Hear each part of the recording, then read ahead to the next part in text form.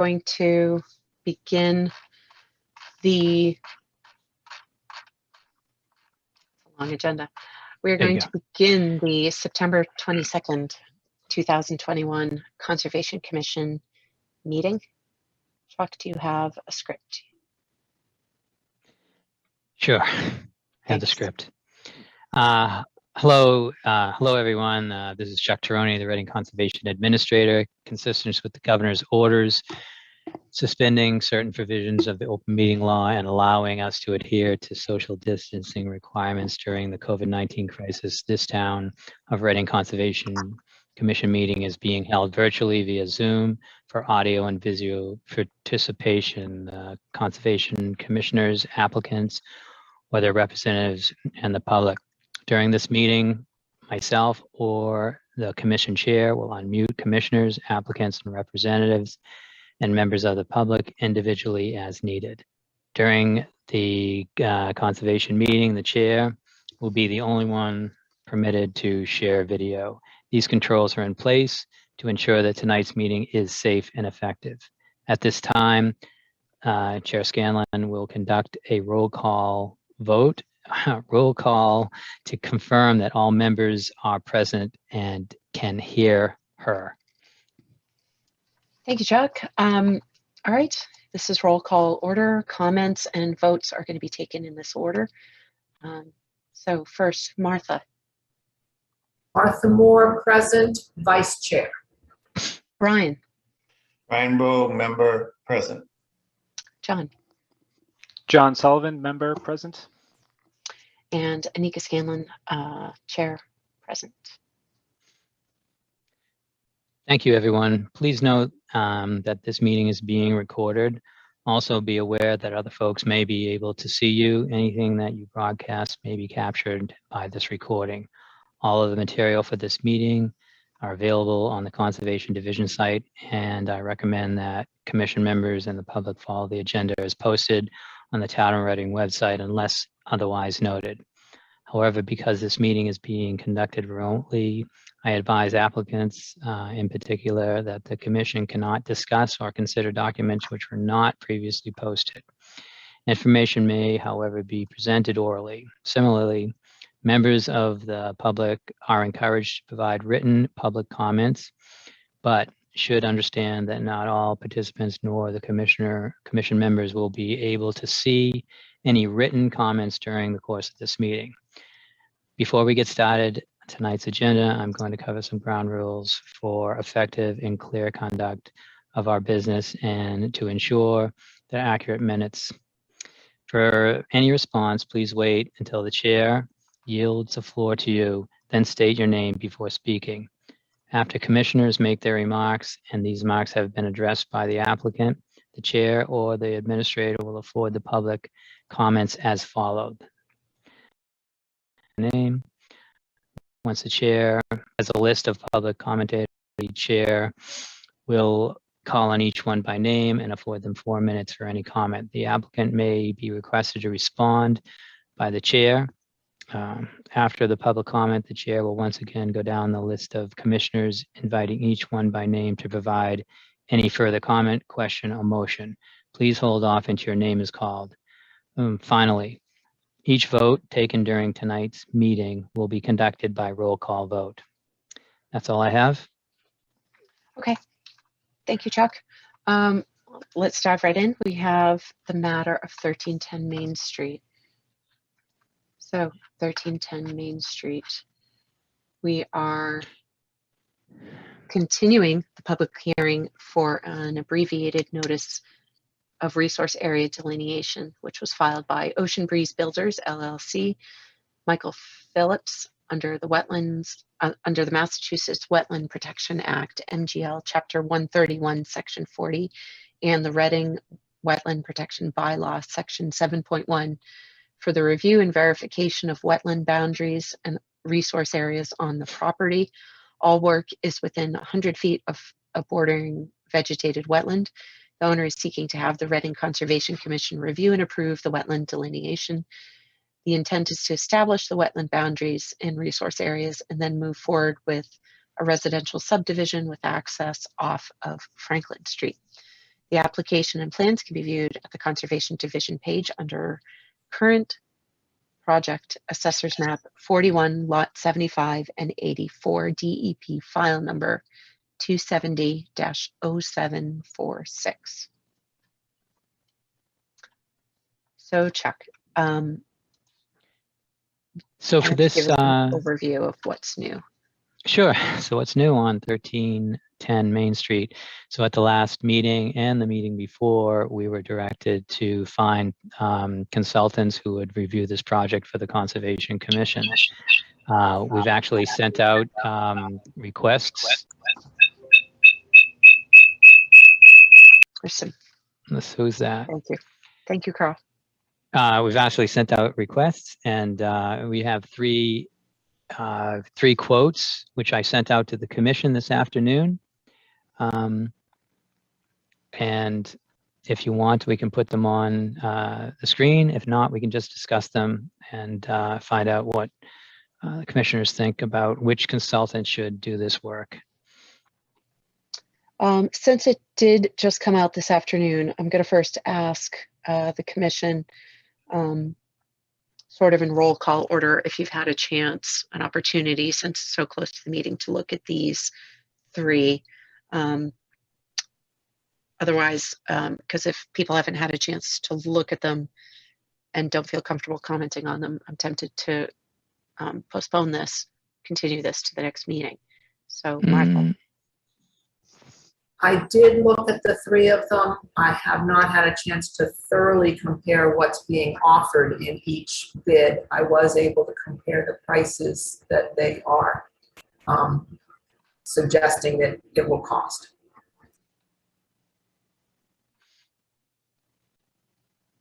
Go ahead, Brian. Okay. So I also managed to look at them. I think I read enough that I would be prepared to talk about it, pros and cons and what have you.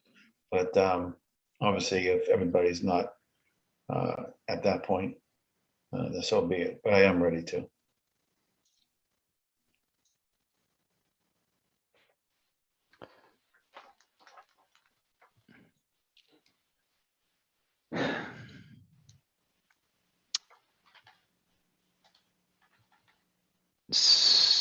Anyone else have any comments? Like I said, we can put them up on the screen and discuss them and look at the points. I don't know if I can put them side by side, but individually I could call them up.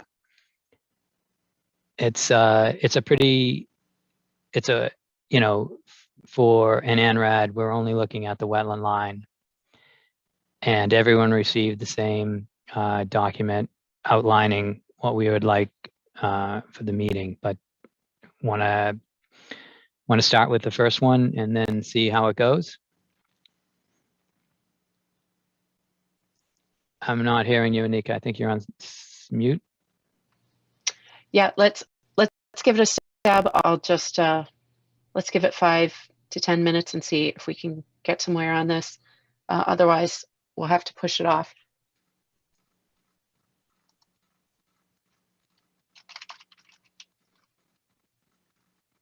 All right.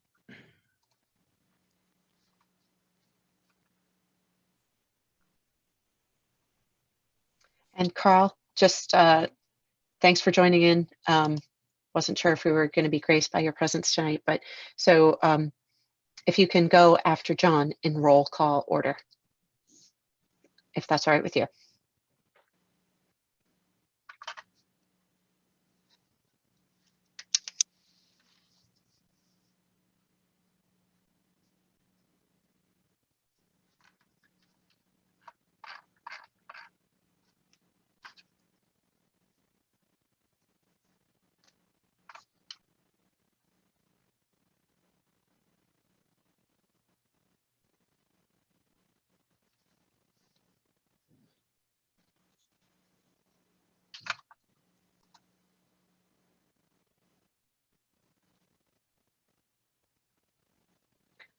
Okay, so that's Should I go back? LEC. So if you could open all three. So Ecotech, LEC, and What do you want me to do? I thought you were going to open all three. And, I can't put them on the screen all at the same time. oh, okay. All right.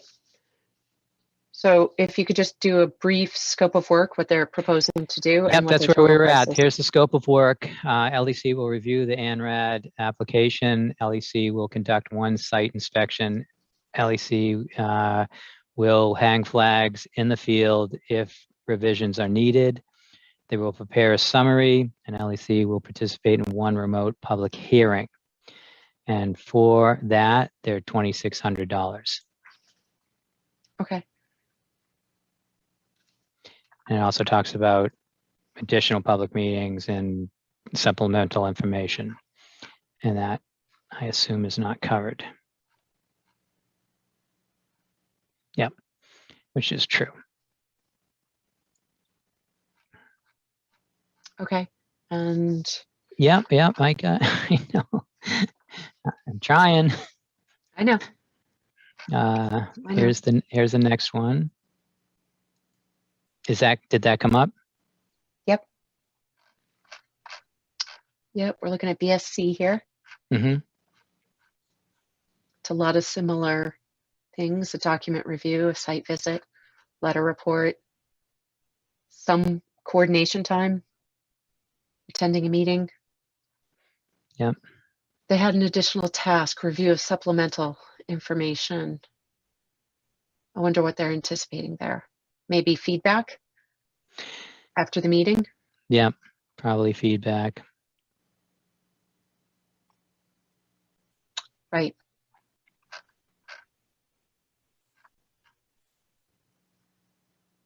I don't anticipate that will be needed.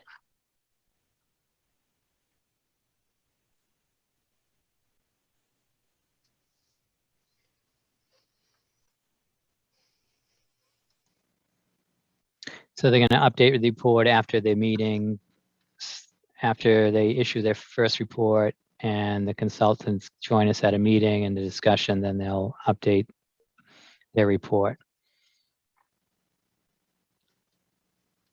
And the additional services are paid on an hourly basis. And it's $4,150 for that work. Okay. These all look to be all in the same ballpark to me. Here's the last one from Ecotech.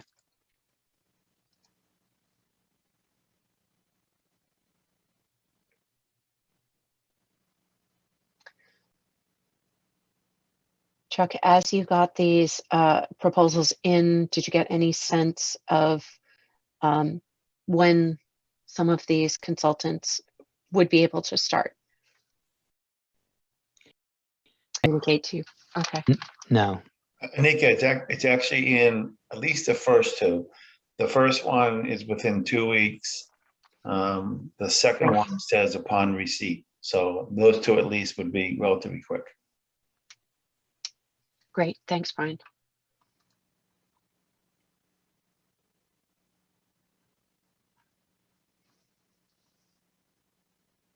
And that was LEC and BSC, I believe, Brian, right? Yeah, that's correct. Yeah.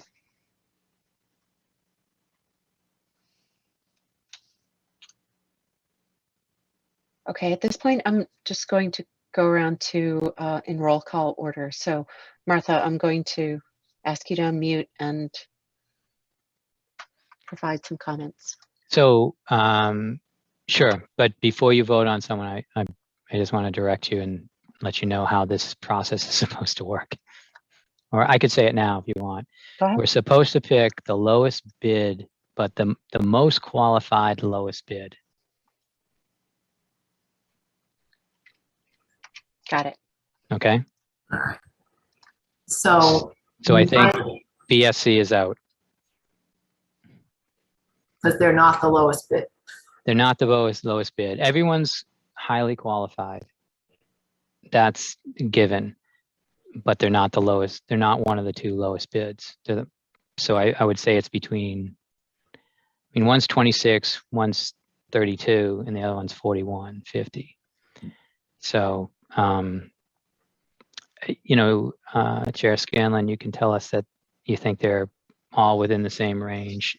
If you do think that is, I mean, I don't want to say BSC is out, but it does seem much higher. It is higher, and the way I look at their proposal, just to respond, is their task 1.6, which is $1,040. I'm not sure that's a task that they're really going to need to do. So that's why I kind of say I'm subtracting out the 1040 from their bid. That's sort of where I'm coming from. That's just my perspective. It's just my comment. So I'll just go in roll call order. Martha, if you don't mind. Now, my thought is that the LEC bid covers everything we asked them to do. And we've worked with them before, so we know they're qualified and they are the least expensive.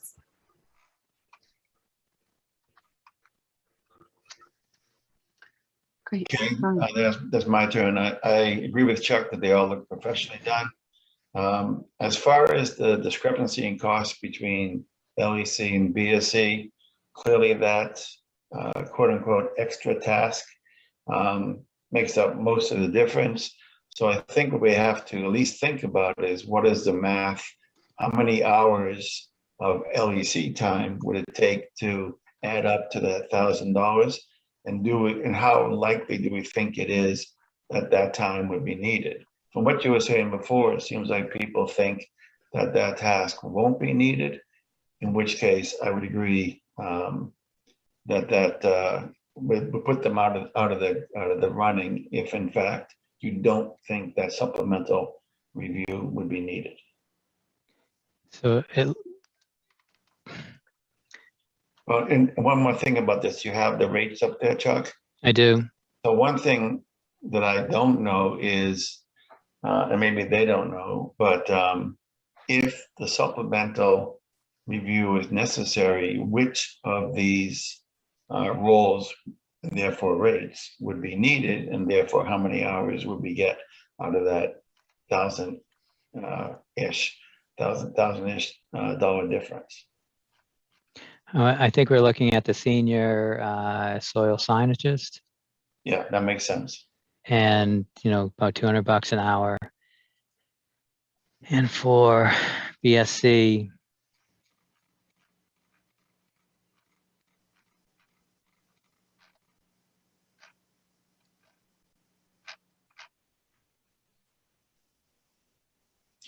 Actually, no, Chuck, I don't think we're looking to compare the hourly rates, because the difference here is that the second one, BSC, has incorporated an additional task. And so if that happens, there would be some number of hours from LEC to accomplish that work. And I agree, it's probably that $150 one.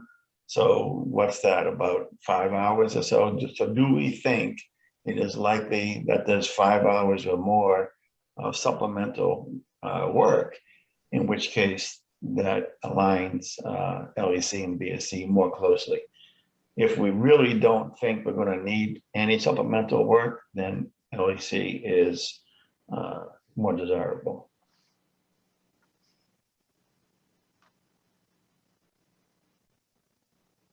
Okay.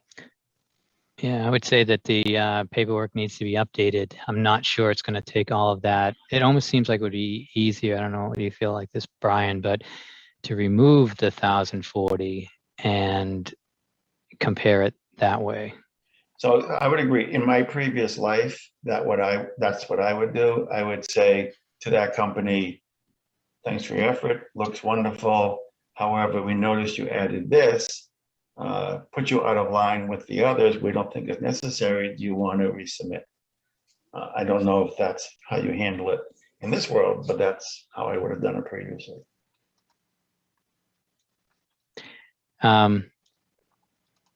Yeah, I do think they're going to tap into some of that. So they're 2,910 without it, Yeah, and but also the reimbursement. So they're over 3 without it. Right. so over 3 versus 2,600. It's in the same ballpark. I don't know how tightly you have to adhere to the lowest bidder requirement. I would say these are close enough for the commission to decide which group they need. They're both, well-respected firms.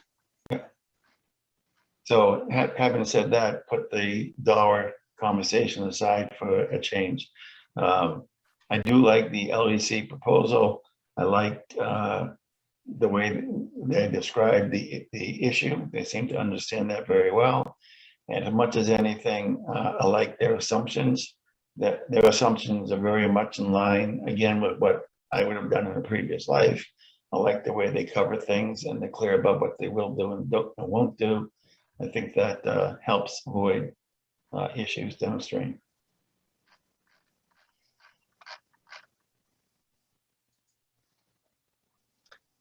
Okay. Brian, do you have anything else? No, I think that's sufficient. Thank you. Okay, thank you. Thank you for your input, John. So I think all the proposals are pretty good. I'm not sure there's enough difference between the 3 to really say that there's a reason to take one of the more expensive ones over the lowest bid. I think that the second one, the BSC group, it looked like their document review and their task 1.1 was a little bit more in depth than some of the other ones, at least the way they had it written out. It was a review of not just the the background materials, but also, soil maps and floodplain maps and topo maps. But I'm not sure if that's super necessary for this project, but it just seemed like that was a little bit more in-depth review, at least the way they had it written out.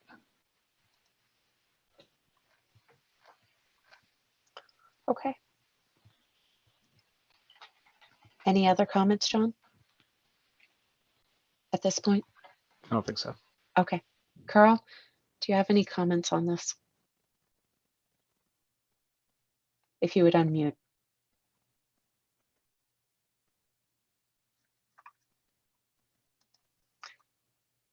Carl. Chuck, is he a co-host? I don't know if he can unmute.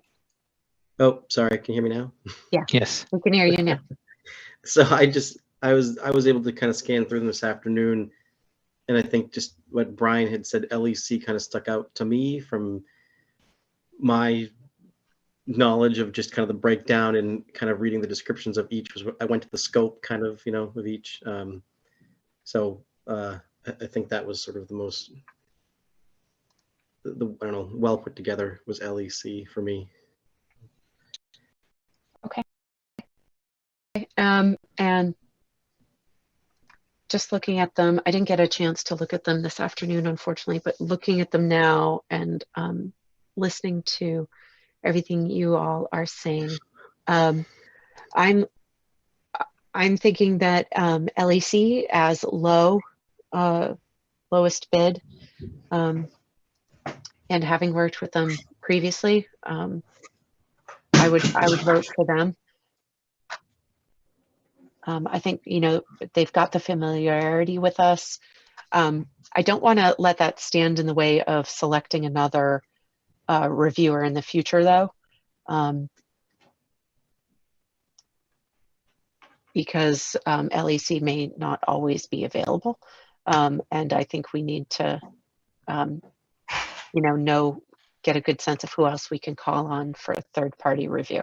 So, but in this situation, sort of to mirror the comments Martha said, because it's low bid, because we've worked with them before, and we know how they work. And I think all of these proposals have good, solid expertise proposed.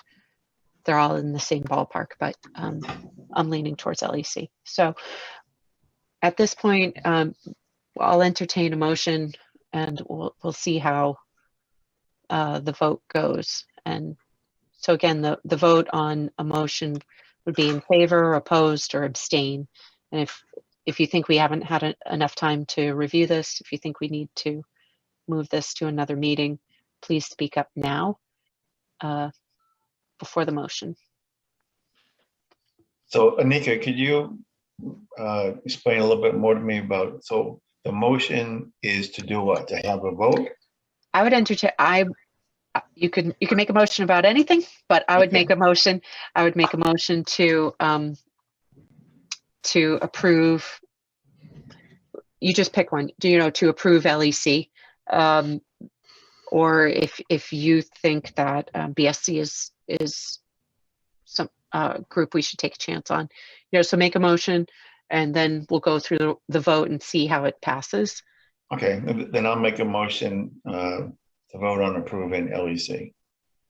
Second, Okay, roll call vote, please. Martha Moore in favor. Brian Bowe in favor. John Sullivan in favor. Carl Ciccone in favor.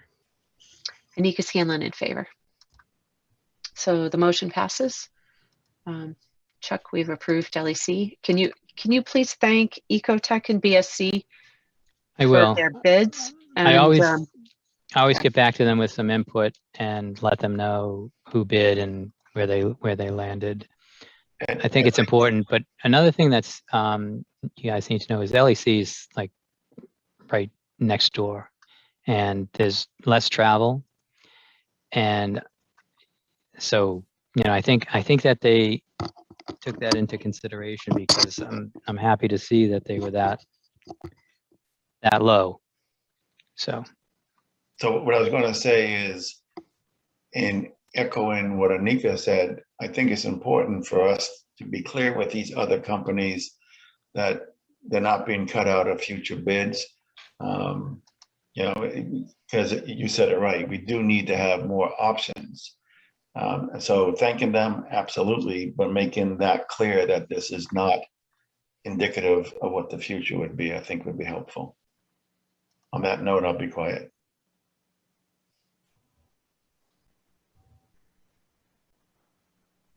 that's what these meetings are for. Thank you. Okay. So at this point, Chuck, so we can move on to zero. Did you took the vote and everyone chimed in? took the Okay. vote, all in favor, and all right. So Zero small. That's right. Zero Small Lane has sent a request to continue to October 13th. So we need a motion from a member to make that motion to continue to October 13th. I move to continue Zero Small Lane to October 15th.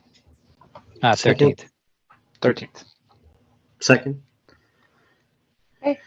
All in favor? Martha Moore in favor. Brian Bowe in favor. John Sullivan. Carl Ciccone in favor. Anika Scanlon in favor. Great.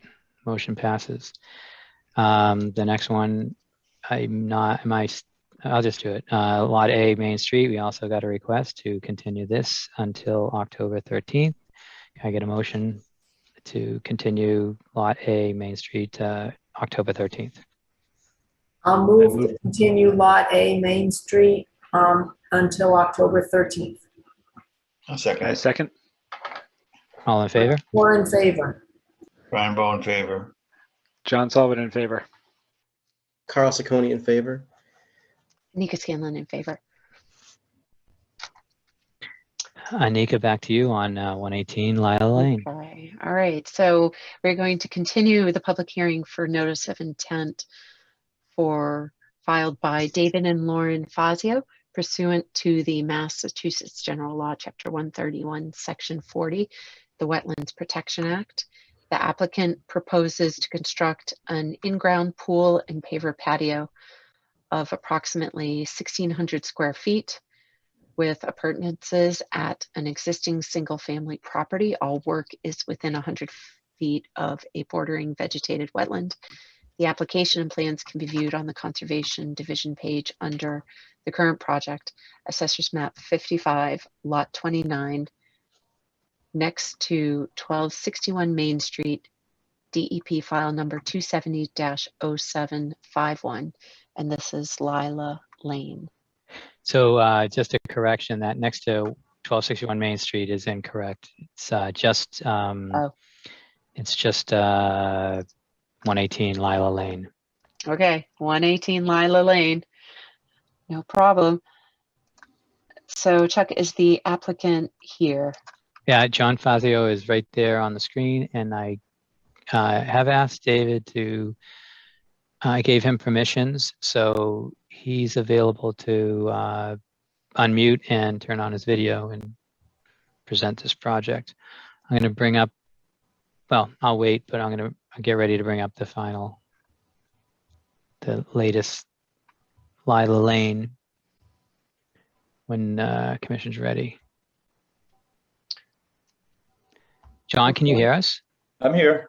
Okay, all right, so you're not gonna turn on any video? Oh, that's fine. I'm sorry. I can do that too. Hold on. Hey, Great. John. Do you want me to bring up the plan, John? Yeah, that'd be great if you would. Okay, and you can just give a rundown of the changes you made in between the meetings and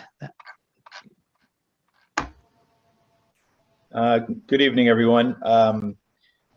So last week we had a site walk with a couple of the commission members, and I think Martha kind of took the reins on the site walk. And first thing we did was we walked down to the what's marked as the edge of lawn. There are some stakes shown on the plan now that have always been there. I think Chuck saw them the time that he was there. And it basically runs along the edge of the manicured lawn. And I think everyone, was in the understanding that the actual BVW was further down slope from that line that we show on the plan and those stakes. And then we measured up to 35 feet to see where we had staked off, or David had staked off the limit of the work in the pool area. And we could see that we were staying in a manicured lawn area for all of this work. That lawn area does follow all the way down to the line shown as the edge of lawn. So a couple of things that we discussed out there and haven't changed. One of the things was that David has decided that he's not going to do any grading or work outside or down slope of the 35-foot offset. So we pulled all that grading back, and he's going to pitch the landscape area down to that 35-foot. The other thing that was done was, and I think this was discussed at the last meeting, that he's reduced the size of the deck in the area of that 35-foot offset the line. So now he's going to have kind of a little step down there before the 35-foot mark. So you can see it's pretty much just one step there. The other thing was the plan now shows the proposed fence. It's been kind of squared off, and I believe Dave had a conversation with Chuck about that a certain section of it is actually in the 35-foot, and he felt that was okay, just for the fence to have a straight line, basically. I believe that was pretty much what we talked about out there. I don't know if any of the members recall anything else that they wanted to be included in an order of conditions. The other thing was that was to talk about adding some additional kind of native wetland buffer type plants right along the edge of lawn. He's got some arborvitae there, some hydrangeas, and David talked about maybe removing those hydrangeas, use them in his landscape area around the pool, and then adding some native plants that would enhance the buffer zone. So that was talked about, and I've shown that on the plan. I threw up, every 10 foot, approximately every 10 foot to be planted. So I think that was pretty much what was discussed at the meeting, and what's been reflected on the change in the plan.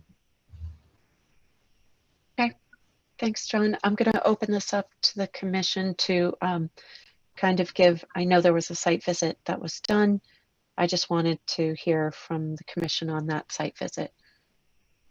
I know there was an email sent around about it too, just a verbal trip report. I can start. Everything that John has said matches what I remember from the site visit.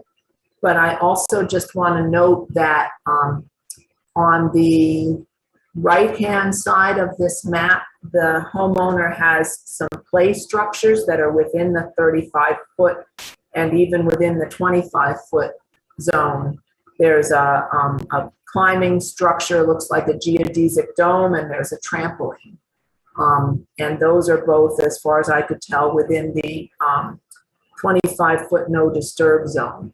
So I would like to see those structures maybe be in a different part of the lawn that is not so close to the wetland.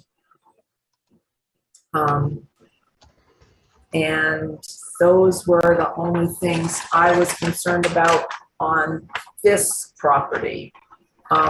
Just to note that we did notice that there's a large pile of yard waste in the neighboring property closer to Main Street that I think was hard to miss, and it's inside the wetland line, and something ought to be done about that.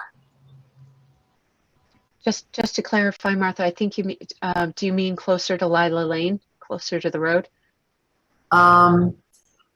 Okay, if you see where it says NO 8 degrees 4809, the pile of yard waste is just toward the wetland from that on the neighbor's property. So maybe near where it says 70, yeah, right about there.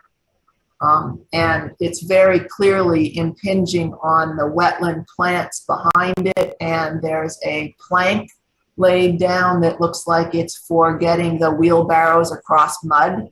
So it is obvious that whoever put that plank there knows that it's not dry land.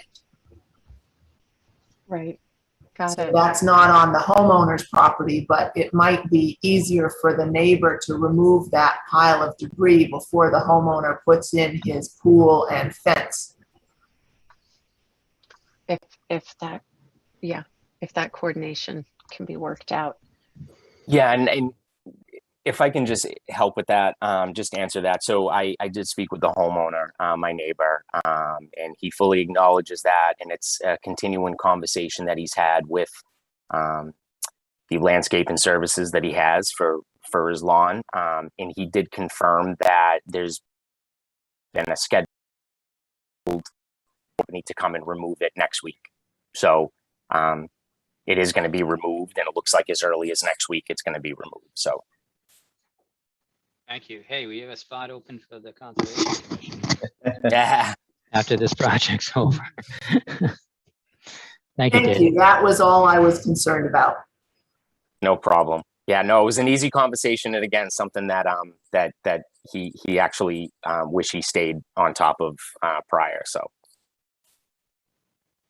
And any comments about the trampoline and the geodesic dome? Is there a place you could move those two so they're further from the wetland?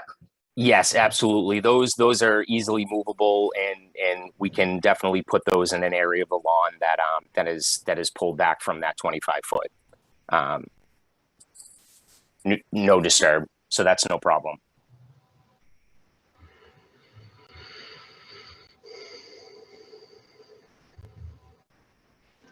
Okay, so first thing I want to make clear is that we all agreed that the line that's on here called the edge of lawn, we agreed that that should not be officially designated as the actual line of BVW. It's there for, let's call it, historical reasons. And so I think it's important to recognize that from this project's perspective, it's a reasonable place to measure from, but it shouldn't be considered the official line going forward. Additionally, going back to the pile of lawn refuse and what have you to the left on this image, I think it's great if in fact the homeowner gets the things out of there. I think it's just as important that he understands that more shouldn't be added, whether it's this season or next season. This isn't a one-time get out of jail free card.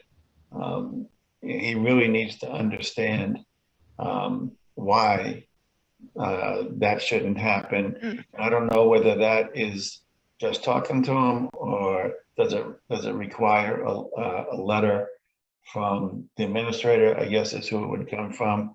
Obviously, I'm open to any opinions on that, but it seems, I mean, that's a big pile. That's not one cutting or two cutting. And when we were there, David did tell us that the homeowner there had talked to his company about not putting it there, and they still did.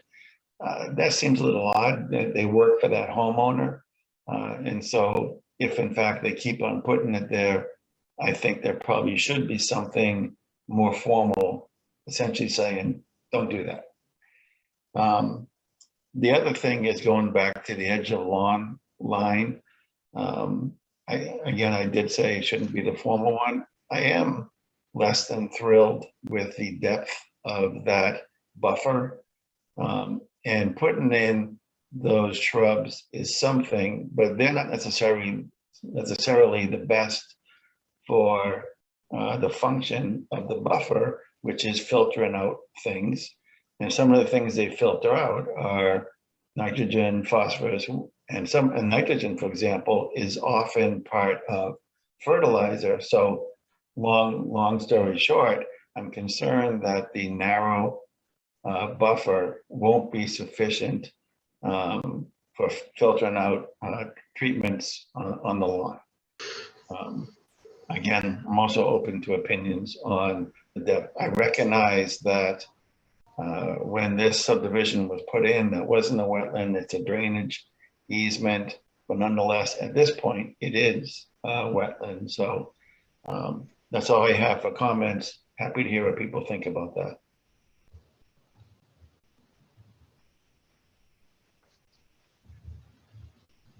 Thank you, Brian. John, do you have comments?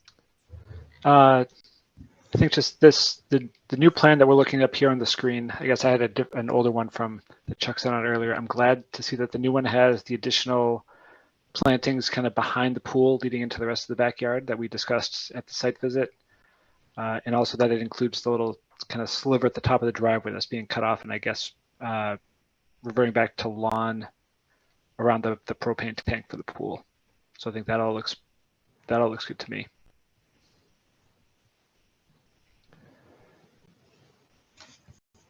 Okay, great. Carl? Yeah, so Brian, are you suggesting that maybe just widening the buffer, right, with additional plantings would help with that kind of filtration process, or the actual selection of the plants? That's what I'm thinking, yes. Yeah. So it's just more kind of time to filter through there. So, I mean, yeah, I think that's a good recommendation. Doesn't have to be, you know, immensely larger, but the same native plants just with maybe an added, you know, added quantity could definitely help with that. Yeah, if I can jump back in, I'm sorry, but yeah, I'm not suggesting necessarily that we want to make it per regulations, right? They're suggesting 25 feet minimum. They're suggesting for nitrogen filtration another 100+ feet. So I recognize that that's not doable in this situation. Mm-hmm. So it's more a case of more, not trying to achieve what the regs would like to see you do. So I'm sorry, Carl, back to you. No, yeah, no, thanks. That's, your explanations are very useful. And then I guess I'll just touch base. We had spoke about the pervious paver detail. I just didn't know if that had been discussed at all or what that would be. I don't think I see it on this plan unless I missed it. If I could break in, David had a particular brand, a Techno Block, I think it was. I believe I sent it to Chuck, the detail, the manufacturer detail, and it's not on the plan, but I did bring it to the site walk, and I think the other members got a chance to look at it, and they pretty much all follow the same standard detail of put a stone underneath and a filter layer with smaller stone between the stones. There's actually tabs on the stone so that you have a gap so that water can filter down through. Yeah. Okay. Yeah. I think that's one thing that always sounds good on paper, but done incorrectly just doesn't last very long. So that's great. Thanks. Yeah, we had that discussion that with David too, that you can't put it on Linpack. It's it's got to go on a stone bed for it to work properly. Fortunately, the soils the soils underneath from our test pit, very, very porous, gravelly soil, so it should work well. Okay. Yeah, Chuck sent that out to us, so we did get a copy of it in the email a week ago or so. Okay. Okay. Carl, does that mean you're done with comments? Yes. Yeah. Okay. Thank you. John, back to me. Just a couple of questions. I'm having trouble finding it on the most recent plan, and but maybe you can help me. So, so how much additional impervious area is this proposal in front of us right now? So in the narrative, we call out as 1,600 square feet of impervious. That was the assumption that the decking was impervious. So if you take away that, we're down to about 634 square feet of impervious materials. And I think the last hearing, there was some talk about, meeting the aquifer protection requirements for zoning. And, presently there's about 16% of the lot is impervious. And if you went up to 1,600, it would be about 24%. If you take away the pervious pavers and then by capturing a portion of the house and a portion of the deck, the patio, where the catch basin is, we're going to be now under the 15%. So that's how we're going to meet zoning for the aquifer protection district. Have you gone before zoning for that? Or you're going to do it after this? I think. What's your thought? That's the next step. Now we know what we have for a plan. That's and that would be submitted to the building inspector, and the building inspector would get it signed off by the engineering department. Yeah. Okay. One thing I had brought up at the last meeting was, are there any additional plantings being proposed near the edge of BVW? Or is it, I guess I'm having a hard, so there are green shapes there now that weren't there in the previous plan. Right. And so just please reiterate for me, are those additional plantings that are going to go along the edge of that BVW? Yeah, there's some, I think, as I mentioned before, there's some arborvitae out along the edge, plus some hydrangeas, kind of, I don't know how many feet apart they are, but along that edge right now. And there was talk at the site walk to move those hydrangeas up to the pool area and use them for the landscape around there. And then we were going to add some native wetland buffer plantings. And I'm sure some discussion on what type of plant. And I think that maybe, we could get some, some help and guidance from Chuck on, what would be good plants to put in that location. I know there's some planting lists that TEP puts out, and I've seen from, other towns when you get into buffer zone plantings. So, I mean, I'll let David jump in if, he wants to work with Chuck on that, or what, any recommendations on type of plants. Obviously, he wanted it to be somewhat attractive, but, something that could, help buffer.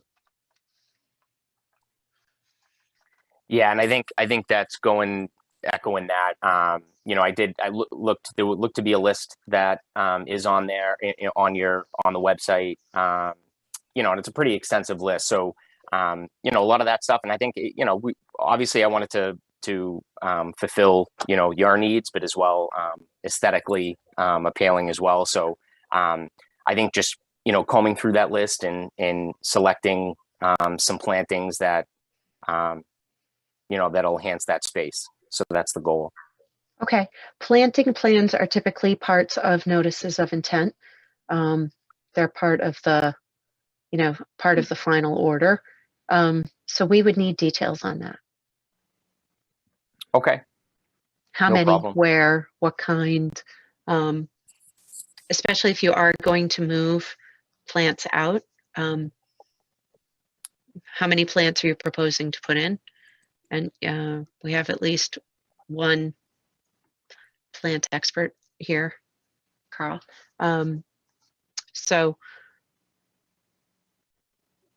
yeah, I guess I didn't see that on. Yeah, I didn't call out a specific plan. I've just shown, one every 10 feet, right on the plan. So if you want something different, I would say that the hydrangeas are very small hydrangeas. They probably could be done with a hand, a small hand shovel. It's no Right. major excavation involved. Okay, second question I have is if you're saying that little step down between the pool and the 35-foot line is happening, I see the fence right there. Is there going to be a gate in the fence right there? I mean, where's that step down going to go to? There's going to be a gate. So that's going to be an access point into that back, into that lawn area. Into that backyard area. Okay. And if, I guess, if you guys go over to zoning and additional design plans have to be modified, I assume you'll probably come back here for a plan change if we grant an approval for this. Yeah, I would say, if the engineering department wants it to be maybe slightly bigger. I mean, I've done a number of these where the Conservation Commission hasn't been involved, and I haven't, pretty much in line with what I've done on other projects. So I'm pretty confident that they'll be okay with it. It might be they want a little more stone around the envelope, the underground system, or maybe some clean outs on the, I put some sweeps in there, but, I think if they want anything, I don't see any major changes, I guess, what's shown there. You're not anticipating it. No. Okay. Chuck, I'm going to hand it over to you. Do you have any additional questions on this? Yeah, sure, John. So with the zoning, that's just part of the review for the building permit of this pool. You're not going to go to a meeting because of this aquifer protection district infiltration situation, right? No, I think it's just in zoning, similar to keeping the, pool Yeah. and the building a certain setback off the line, in order to meet zoning. Yeah. You have to do that. If you couldn't meet zoning, then you might have to go for a variance, obviously, but because we're able to do this and reduce it down to the 15%, Right. you won't have to. So after the commission's finished with our approval, it will, then there's the plans and they're just reviewed by the engineering department and the building inspector. So there's no other public meeting for that. Right. Is that true? Yes. Yeah. Okay. Yeah. So the engineering department would sign off Yep. on the building permit as well as the Conservation Commission. That's how I understand it too. I did think that it would be a good idea, and I was going to ask for what plants are needed for this vegetated buffer strip. But I thought it was a good idea that Anika asked for a plan. But I think that we can get a plan, you know, in the future. I'm not sure if this is going in this year and if planting's going in this year, and maybe that's something for next year, but the commission could consider a timeline for the plants going in. I think we did that at our last meeting also. So increasing the buffer strip and then vegetating it and showing us what's going in and what the moves are. And that's it. Just to say that I needed the plant names so I could put them in the order of conditions. Okay. Well, let's open it up to the public, see if anybody from the public has any comments. So if you want to make a comment, please use your raise hand function.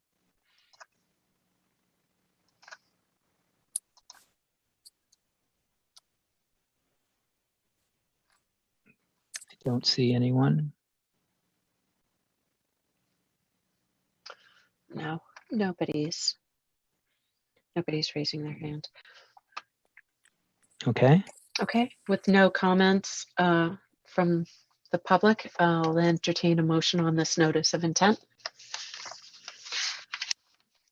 Well, before that, I guess I'll put it back to the commission. Please unmute yourself in roll call order if you have any final comments. Martha, any comments?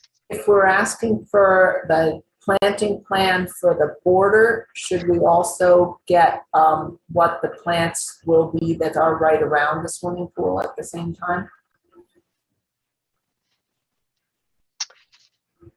We can that's within our purview to ask. It is within the 100-foot.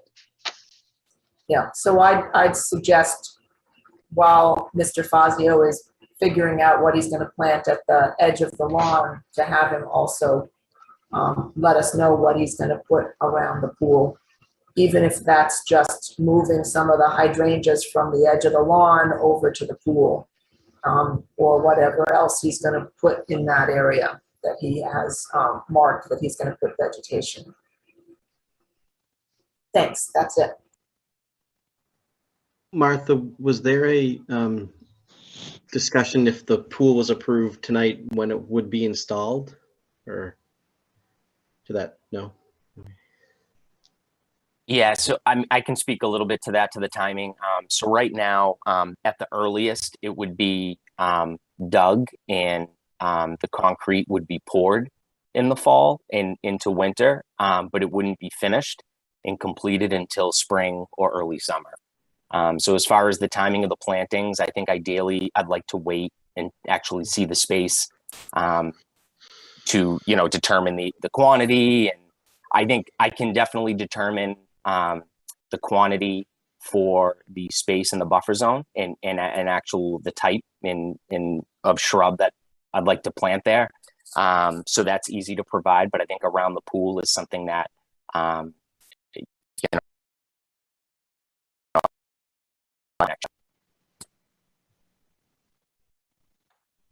Okay. Brian? I don't have any additional comments or questions. Okay, thank you, John. Nothing else for me. Okay, and Carl, I know you brought that up, but I'm just going to still circle back to you. Do you have any other thoughts or questions, comments? No, I think that seems to make sense. If the pool's wrapped up in early spring, or that's a great time to plant. I understand why he wants to wait in the pool, a little bit more aesthetically pleasing at the pool, but I think if you can provide some notes in the meantime of the buffer area, that would be a good start. So. Okay. With those final comments, I'll entertain a motion. I make a motion to issue order of condition. We want to close first. Okay. I make an order to close the hearing on 118 Lila Lane. I'll second that. So any discussion at this point? This is where we ask, for conditions. And I think one of the ones that's coming up is that planting, and when would that plan be needed? Or the other options you have is we can close tonight, ask for the information, and issue it at the next meeting. So those are the two I see it. So move the playground, and then a planting plan, and two options with that planting plan that I just went over. And I do want to emphasize on that planting plan that there needs to be attention to sufficient filtration. I suspect it's not going to be just shrubs. Like Carl was talking about additional plantings, but that kind of detail I think would be important.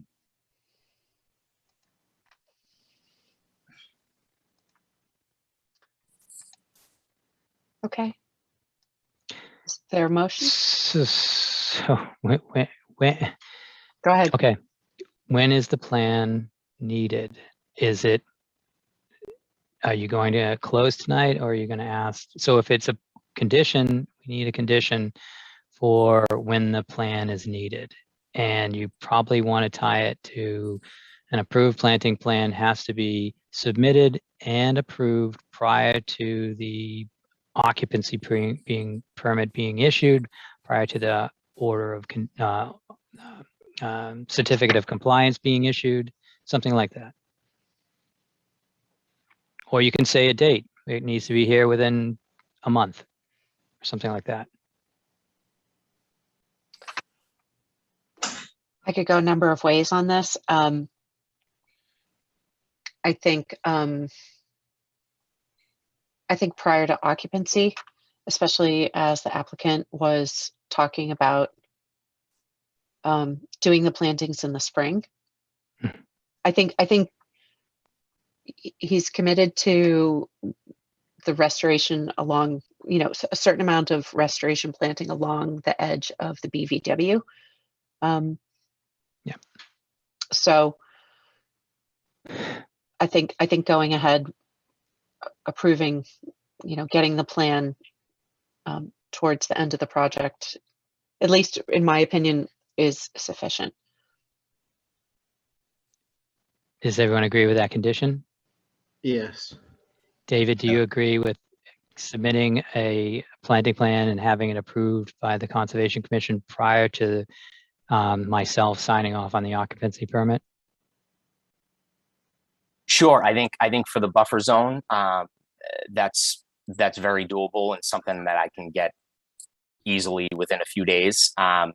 I think where we have to be specific, because I think as far as having a plan in place for sign off now for around the pool, when I'm really not familiar with how the space is that's going to be more difficult. Sure. Occupancy, you probably know this, but I'll just make sure.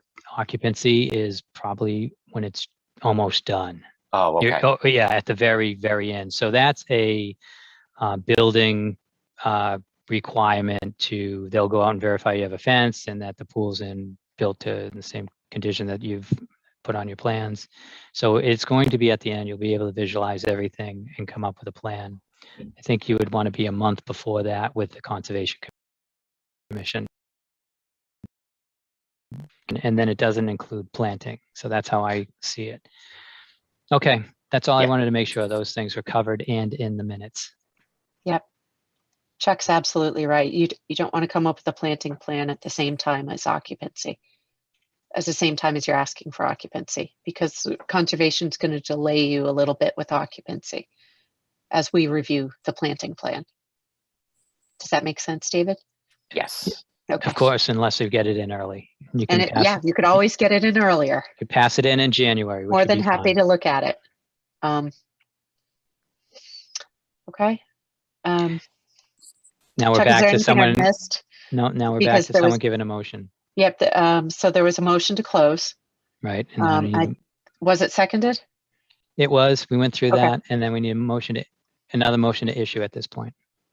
And Martha had started. I don't think we voted to close. I think we need to vote on the motion to close. Okay, let's go ahead and do that. I vote in favor of closing on 118 Mile Lane. Brian Bowe, I agree. John favor. Sullivan in favor. Carl Saccone in favor. Anika Scanlon in favor. Okay, so we have closed. Now it's a motion to issue. Correct, Chuck? Yes. I move to issue the order of conditions for 118 Lila Lane. I'll second that.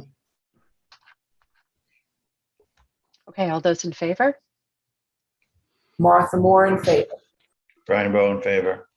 John Sullivan in favor. Carl Saccone in favor. Anika Scanlon in favor. Okay, Mr. Fazio, Mr. Barrows, thank you for showing up tonight. Thank you. We are going to draft, Chuck, you're gonna work on the order of conditions. Yep. Do you think, based on your schedule, it's something that we can expect to review at the next meeting? Yeah, you can. I mean, you can. We have 21 days to issue the order of Okay. conditions, and we might need all of that to do it. And I'll send Because it of- out to the applicants, and Okay. if there's time, to the commission. Okay, because of the other stuff we have on our plate? Mhm. Yeah, okay. Yes. So that's that. Thank you. Thank you. Have a good night. Take care. Thanks, you too. Okay, moving on to 445 Pearl. That's next up, right, Chuck? Yes. I'll get. If you want to just start reading the intro, I'll Sure. get everyone So- online. We're going to continue a enforcement order for 445 Pearl Street. The homeowner of 445 Pearl Street is subject to an enforcement order issued by the Reading Conservation Commission earlier this year. According to the enforcement order, the homeowner, Mr. Rivers, has done some work to manage the stream flow adjacent to his house. As a result, fill was placed along the southern portion of the stream, which diverted the flow towards the northern bank, which resulted in undercutting and destabilization of approximately 50 feet of the northern portion of the bank. A restoration plan and narrative outlining the approach to restabilizing the original stream location and stabilizing the bank have been presented to the Conservation Commission for review. All work is within 100 feet of an intermittent stream, land underwater, and bank. The application and plans can be viewed at the Conservation Division page under the current project, Assessor's Map 46, Lot 14. And Thor Thor? Ackley is here. Yep. Thank you, Welcome. Madam Chair. Thank you. Yeah, nice to see everyone again. Thor Akerley from Williams and Sparages for the record. Representing Michael Rivers. His father, Jack Rivers, is on the call with us again tonight. At this point, we presented the plan. I know we went through it in detail last time, and we were able to do a site visit last week with a few of the members.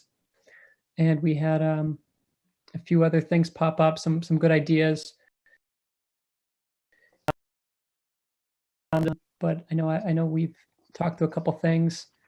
Madam Chair, I know you brought up some good points last time, which I wanted to address. One of those, and I'll share my screen here.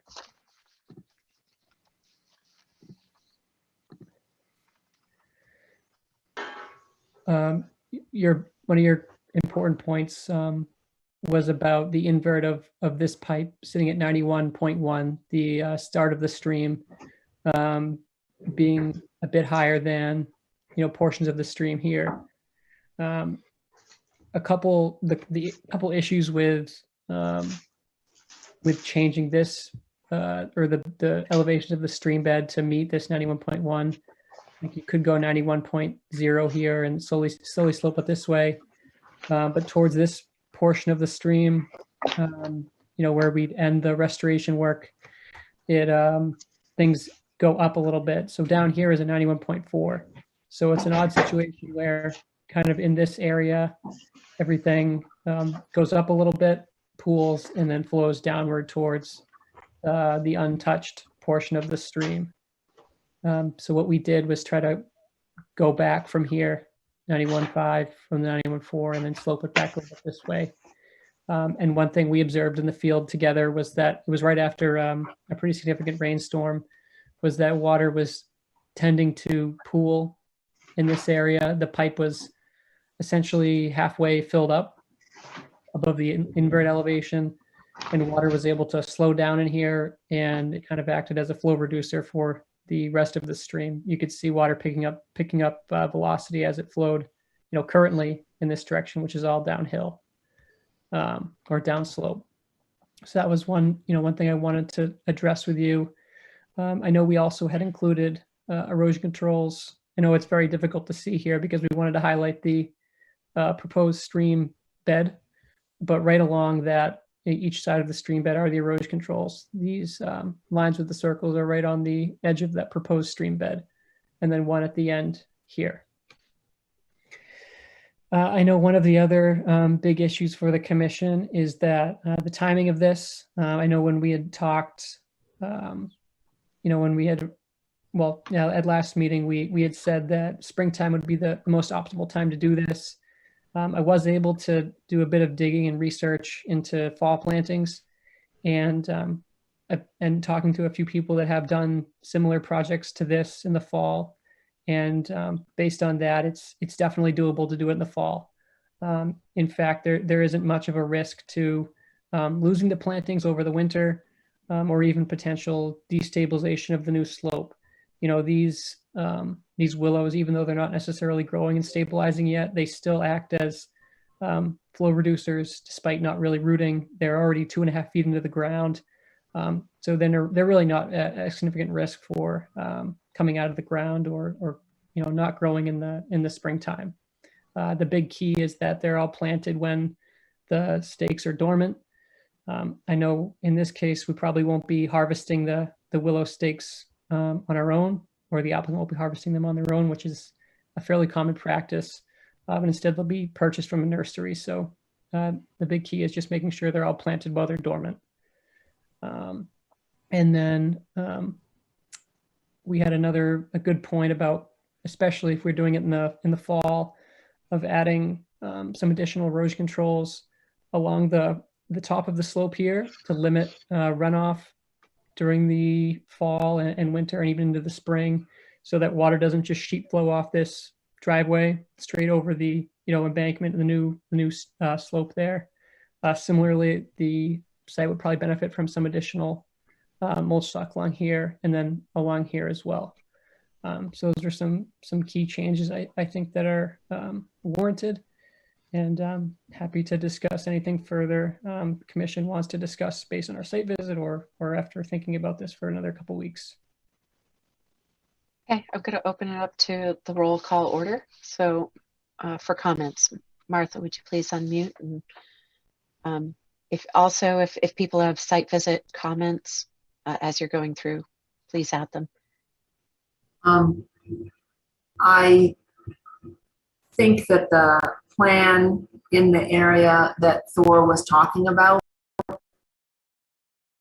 is, I had some comments further downstream that we ran into at the site visit. I don't know if he can adjust the view on the screen so that we can see the back corner of the property.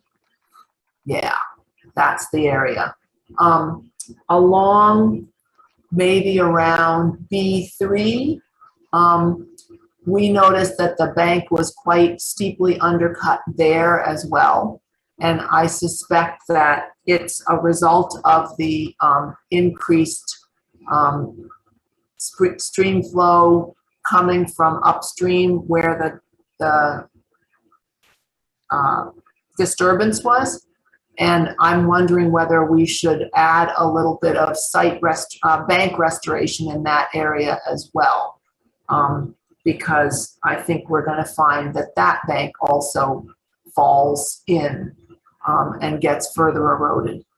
And then at the back edge of the property, about where it says 75.34, between there and the edge of disturbance.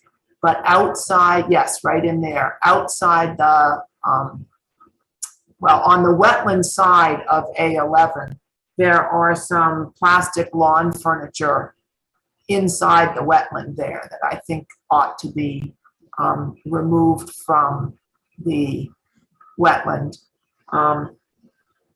And I'm interested that this edge of the lawn is actually what appears to me to be a dam made of brush. And I don't know what the function of that wall of brush was supposed to be, but it seems like it's sort of a structure very close to the wetland line. So those are a couple of things that I noticed when we were on the site visit. That's all for now.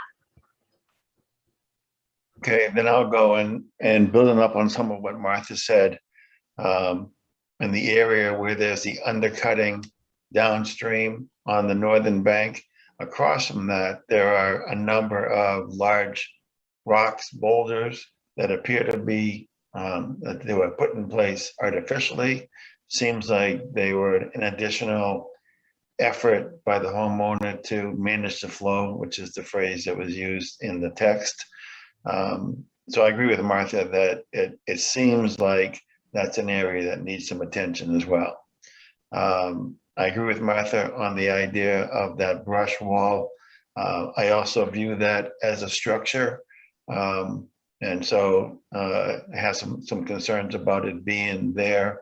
Is it being increased? What is its purpose? So questions about that. If you can go back to the left on this picture. I'd like, okay, right there. So first of all, right along the front edge of the house out to the corner, the front of the driveway is not completely sealed against the garage, at least not at this point. So what happens is you have water that falls off the front of the house, runs across the front of the house, and then there's a pipe, a PVC pipe that's partially covered up with debris that runs from essentially the corner of the house towards the wetlands there. So my question again would be, is that intended to stay? What would that mean as far as where it hits the slope that's going to be built? What impact would it have on that?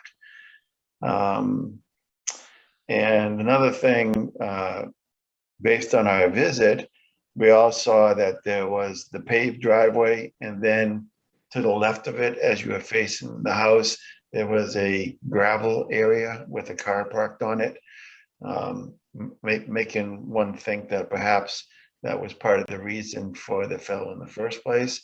I do think when and if we get to an order of conditions, there should be something stated clearly that if the homeowner wants to expand his driveway, it needs to be to the right, away from the wetlands and not towards the wetlands.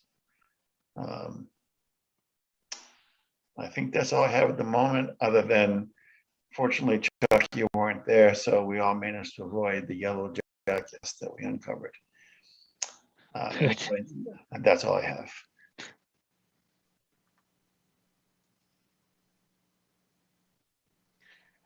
I just want to take I'm sorry, John, I'm just going to take a quick pause in the roll call order just to give Thor a chance to respond to the first two before the comments kind of accumulate. Good idea, thank you. Yep, thank you. Yeah, I think those are both fair points. I don't know what the purpose of the debris pile here is. It's hard to see why it's even there, to be honest. It looks, I don't know if I would classify it as a structure, but I don't know. I just don't understand the purpose of it either. I did get to speak with Jack after the visit and said, they might have an issue with that. And they were, understanding and agree that they're fine removing that, as part of any action. And Commissioner Bowe, I agree with your assessment. There were, I would not say there were boulders, but there were definitely stones, larger stones placed along in here. And we do have about a foot or so of bank along this side, which is undercut. Certainly nothing close to the degree of what's happening up front. And we do have a lot of vegetation growing up above that area, which has been good. But there is definitely, there could be an additional section discussion about how to restore this area a little bit. I definitely think removing those stones and perhaps adding some additional plantings along either of the sides there would be good. I'd be hesitant about digging into the bank much here, but we could definitely add stakes into the undercut or the slope, not even a slope at this point, but embankment there along the stream, where debris could accumulate and start to restore what the bank probably looked like before it was undercut. So I agree with both of those points. Okay, thanks. I'm going to move on to John. I think Martha and Brian did a really good job of covering kind of everything we saw on the site visit. I'm interested in any of Thor's perspective on kind of the driveway and the drainage from the house going across the driveway. But otherwise, I don't think I have any additional comments or questions. Sorry, I forgot to address that. Yeah, I don't know where the pipe, if it connects to anything, if it's from the roof or what. If it's just floating around in there and we're able to get rid of that so there isn't a concentrated flow of water coming straight towards the new slope there. I certainly think that should be removed. There's no doubt that we're going to have water coming off this driveway. Everything slopes that way. And there's, like you said, Commissioner Bowe, there's a section in here where there's a channel along the house where water travels. So Thor, if I could interrupt you for a second. So that pipe doesn't appear to be connected to anything. It appears that it just facilitates the flow of water that makes it that far and then takes it out to the wetlands, just from my viewpoint. Sorry, back to you. No, I think you're right. And if there's a way that we can either reduce that flow, if they need the pipe there, I don't know the answer to that yet, to get water out of here for whatever reason. Maybe there's a way to add stone along here to reduce the velocity of water coming out if they need it. And if not, I don't see why it couldn't be removed. That would be my 2 cents on that. Okay, I'm going to open this up to Carl. Do you have any additional comments or questions? No, I don't at this time. Okay, in that case, I'm going to circle back to a couple comments. Just bear with me, Thor. I'm not sure if there were a couple things that you've addressed already, a number of things that I mentioned during the last meeting, but there were a couple things I wanted to follow up on. One of them was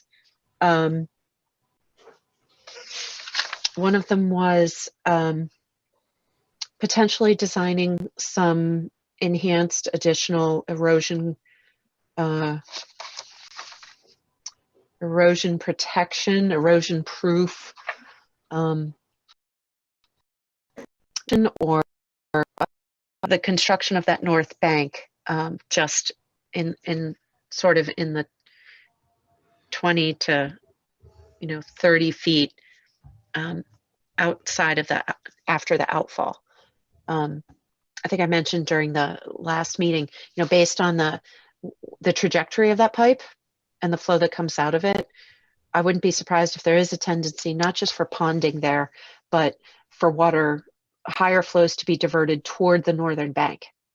So it just seems like sort of a very practical thing that can be fortified along the very beginning part of that northern bank. And so I just want to repeat that, ask you to consider that, because fortifying the erosion control and the bank stability there might actually reduce the energy of the rest of the stream. So that's one comment. I just Chair, want to not to reiterate. interrupt, Yeah. not to interrupt, but can you make an announcement, or I'll make an announcement? Joe Go ahead. Conahan has joined the meeting. Our new member has just Yes. joined the meeting. That's all. Yep, I did notice that, but thanks for. Well, no, we're doing calling it for up. the we're doing it for the record. Thanks. Yep. Welcome back, Joe. And the other thing I just wanted to mention is the excavation of the stream to sort of reestablish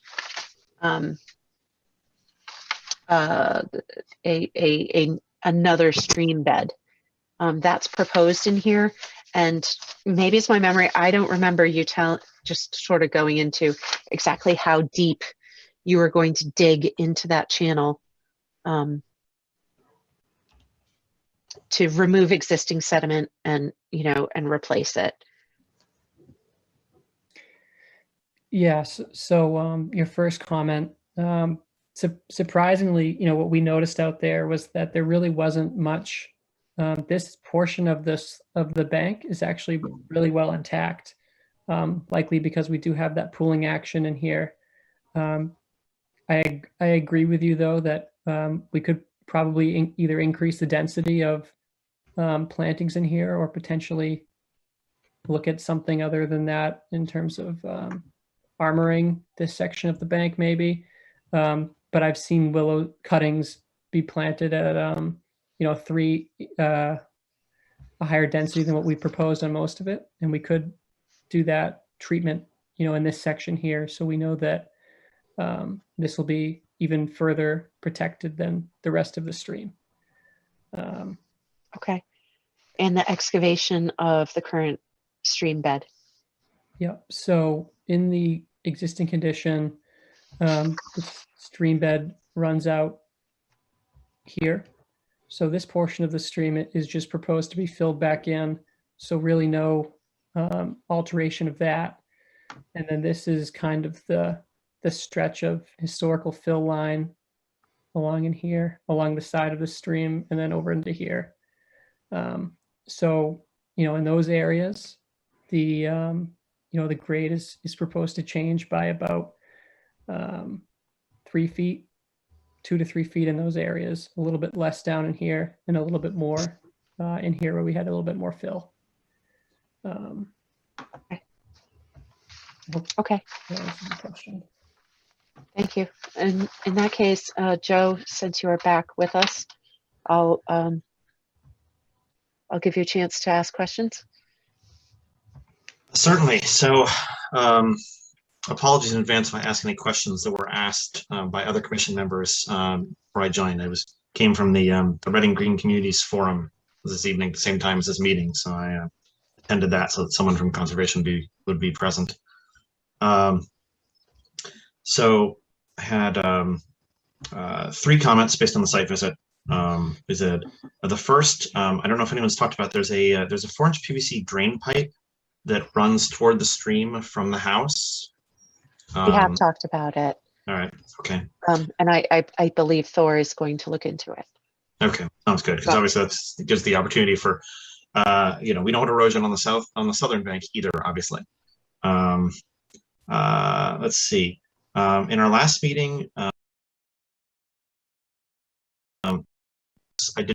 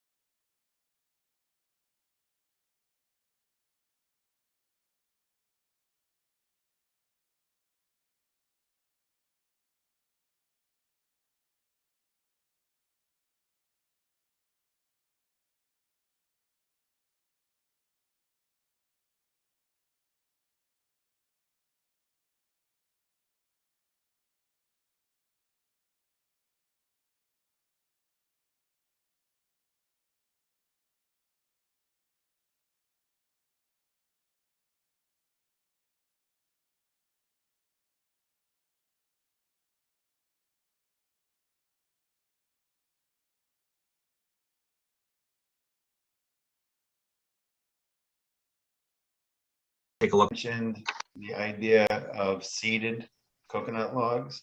And Thor, you said it sounded interesting. You will look into it. Any thoughts on that? I haven't got to look into it yet, but I definitely think that should be incorporated into our design narrative. And I have a note here now to make sure I add that. Okay. And given that, Nico, I'm all set. Okay. Chuck, as this is an enforcement order, it's not exactly a hearing. Please remind me, do we typically take comments from the public on an enforcement order? I certainly can. Okay. In that case, if anybody from the public, I'm not expecting, but some people may surprise us. Anybody from the public have any comments or questions about this? Thor, can you Please raise take your down hand. can you stop sharing screen, Thor? Thanks. Martha Moore has a question.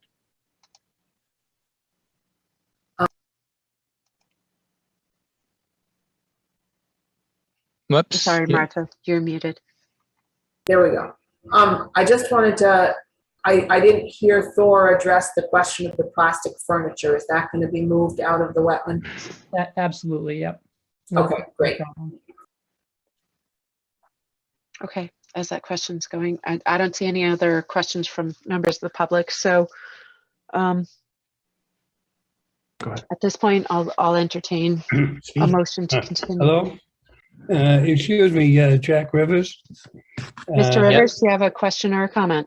Yes, I just wanted to point out that I believe that that furniture is in the adjoining lot, and we have no right to enter into the adjoining lot. Anything that's on Michael's lot, by all means, we will remove, no problem at all.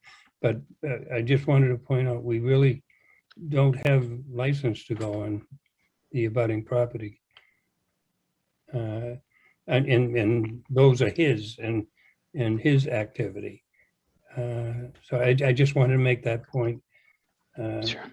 Okay. The rest of it, excuse me, the rest of it that has been discussed as I watched carefully this evening, I'm sure we have no real issue with any of it. And the plantings, and there is one other point, that pipe that comes from nowhere really,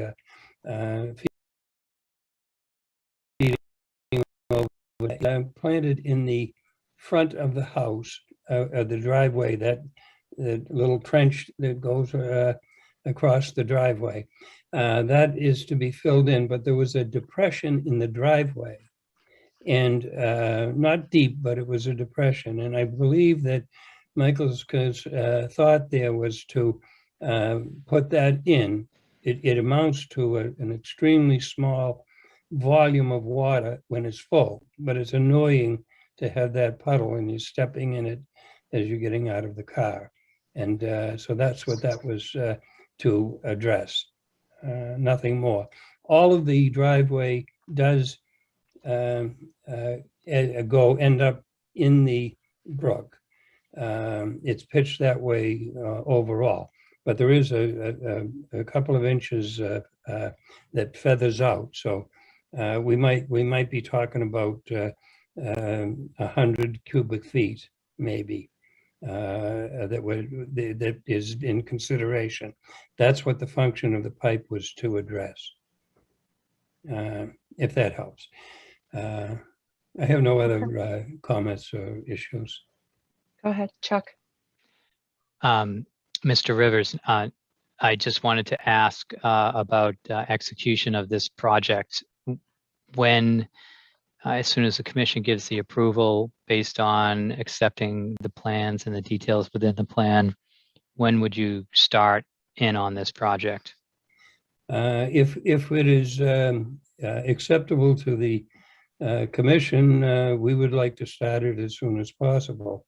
And I do agree that as long as the plantings are still dormant, so they have to go into dormancy before being harvested or collected unless they're in nursery situations or controlled, refrigerated, whatever.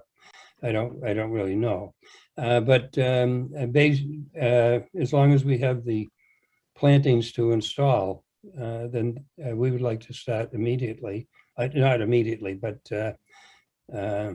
within a couple of weeks. Or we'll in the spring, as soon as we can, as soon as we have acceptance by the commission, the blessing by the commission to move forward. It's our intention to do so immediately. Okay, with that, I would ask that we receive a construction schedule, which would include your proposed start date and the sequencing of the events that will happen. Certainly can be updated, but I don't want to be caught when the snow starts to fly and not knowing what the next steps are. So that would be important. And I guess Anika, I heard you wanted to ask for a motion.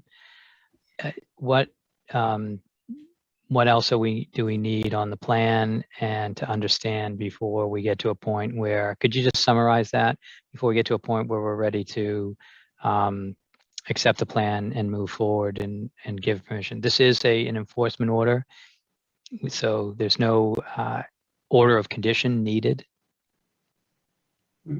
Well, just for discussion purposes, with the rest of the commission, I think so far the substantive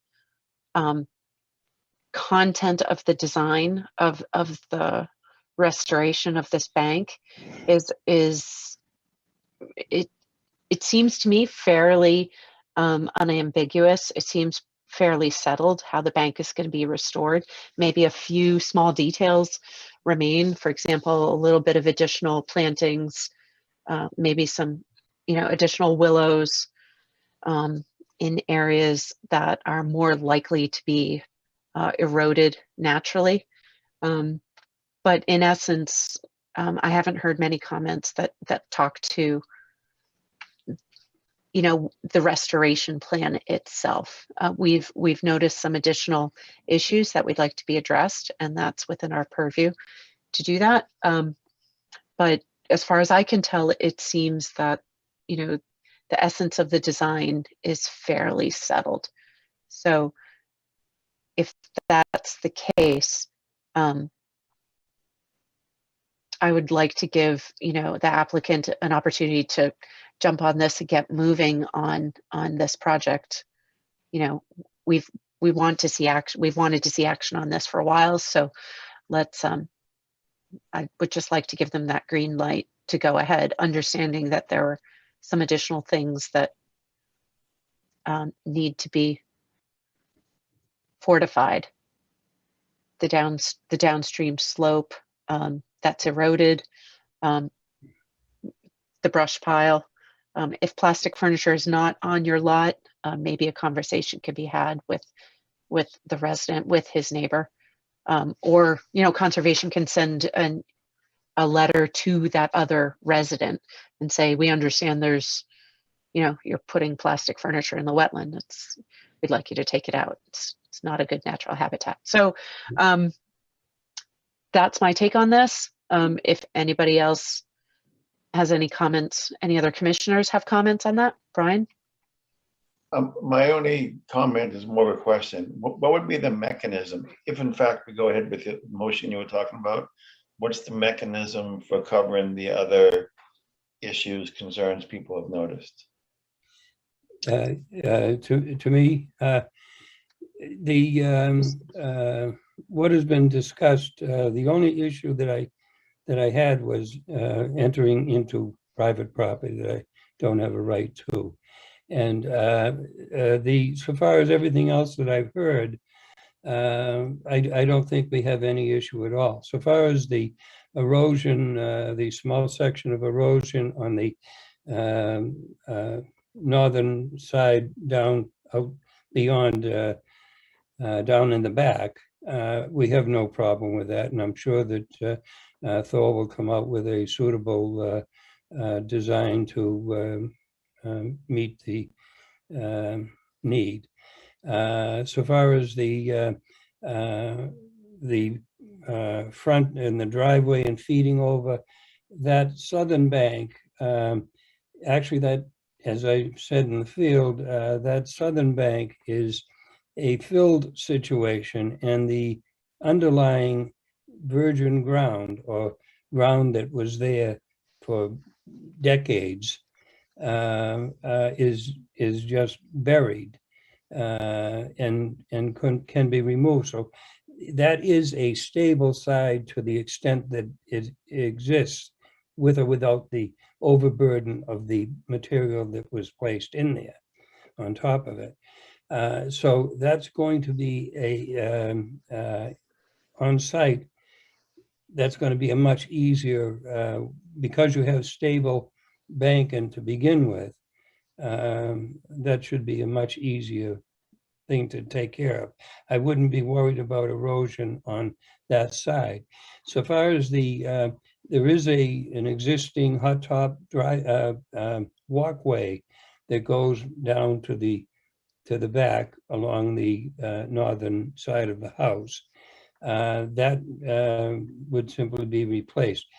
So far as having any further encroachment into the northern side or the northern side of the driveway, on the brook side of the driveway for additional parking, that can be simply stated in the order and as being prohibited. We have no problem with that. I'm trying to think of any other issues that I've left outstanding. I'm sure that Thor will come in with a good additional erosion control on the southern side as well. I was thinking as I was listening to the conversations about how I might de-energize any water that's coming from the driveway, and maybe a strip of stone on the north side of the walkway, the hot top walkway on that side of the house, and put just whatever suitable stone might be workable, where it goes into the stone and you'll get some de-energizing through the pervious stone. Okay. If I missed anything else, That sounded very comprehensive, Mr. Rivers. Thank you. And Brian, in terms of the action that conservation can take if we see a violation of the Wetlands Protection Act, we can take action. Sure. So are there any other comments or questions from members of the commission at this point? I had a couple. Oh, sorry. Yeah. I've elevated myself. So no, anybody. Go ahead. Chuck, why don't you go ahead, and then I think Joe had a question, right, Joe? Okay, Joe, Right, thanks. so- So I had a question. I wanted to ask Thor to take the new direction of the Conservation Commission and write it into his summary of this project. And I'd like to have the construction sequencing schedule. And if you could get that to me as soon as possible, I will issue an updated enforcement order with that information in it. So, there's additional working areas within the discussion that happened tonight. So add those in, and that's what I'm asking for. And the last thing that I wanted the commission to consider or to think about at least is, typically we don't ask for bonds on single family home projects.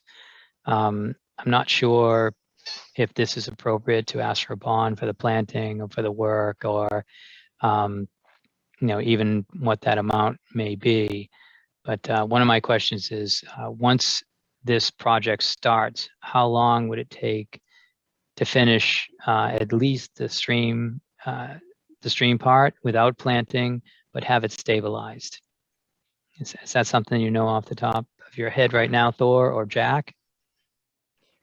I would say, in my estimation, it shouldn't take longer than 2 weeks at the long end. I also wanted to just note that your first comment was exactly what I was going to say, that I can incorporate all of those comments into the project narrative, and that can be written into the enforcement order. Thank you.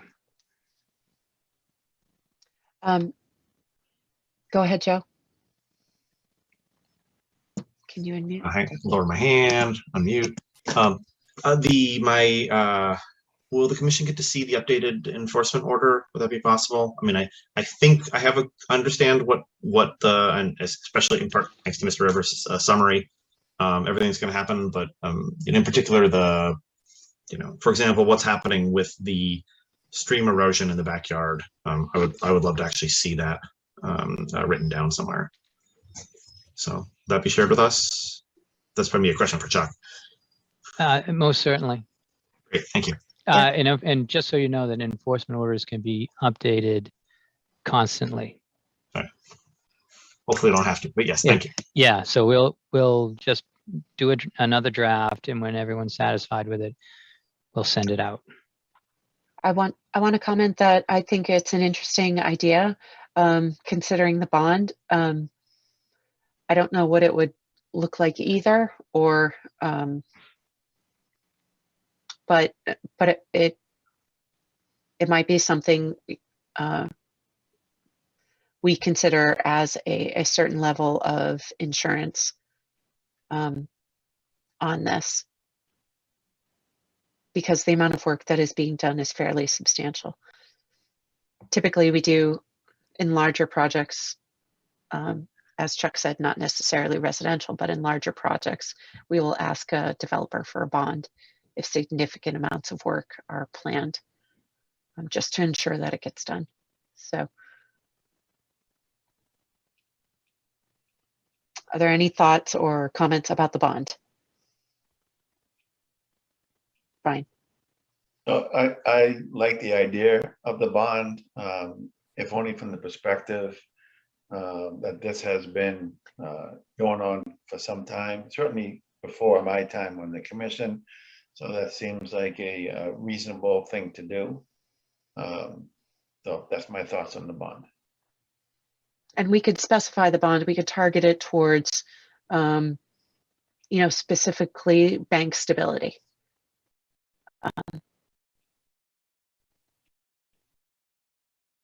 Original excavation and rechanneling is going to occur. It's just that what we're most concerned about is making sure that that bank gets stabilized and those plants thrive and get established well. So if I could add one additional thought, I think the bond idea would be good, if for no other reason than to be a concrete indicator of buy-in by everybody associated.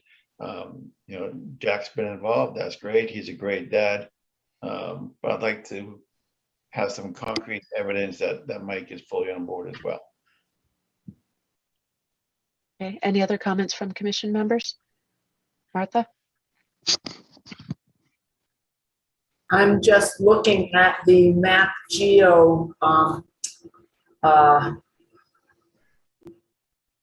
satellite images and trying to envision how that plastic furniture got there. And it seems to be at the very, very back corner of 15 Lucy Drive's very long wooded property with a stream between Lucy Drive's house and the plastic furniture. So it seems disingenuous to claim that that's on somebody else's property, because I can't imagine that the people at 15 Lucy Drive put it there. So, Okay, do you have any comments about the bond issue? And I am fine with asking for a bond. okay, John? I'm also fine asking for a bond. Carl?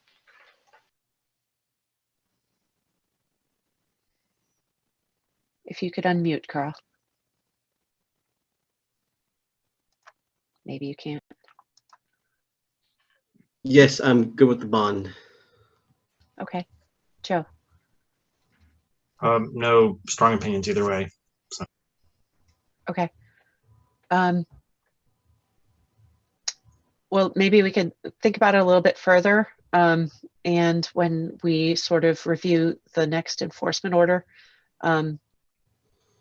we can think a little bit, Chuck, maybe you and I can get together and think a little bit more about some reasonable bond amount for maintaining slopes, the bank stability. Yeah, I think that's what you'd want to do. You'd want to just understand the bonds, not to do the project. It's to stabilize the slopes, stabilize erosion and prevent that from happening. So the numbers that we're thinking about have nothing to do with the planting or fixing the project. It's stabilizing it.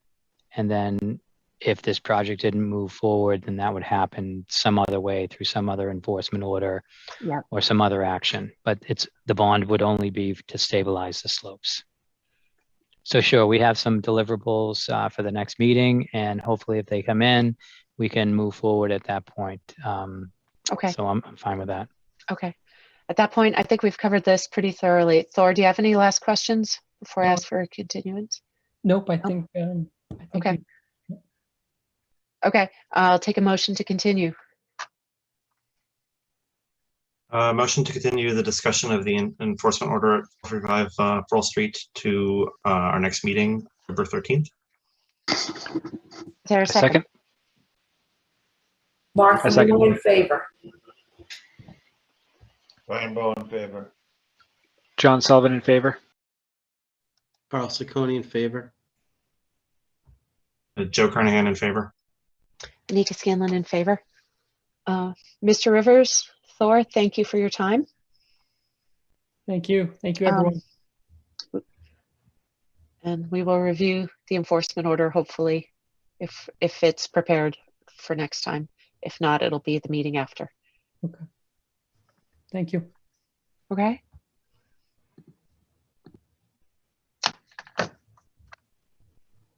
So, all right.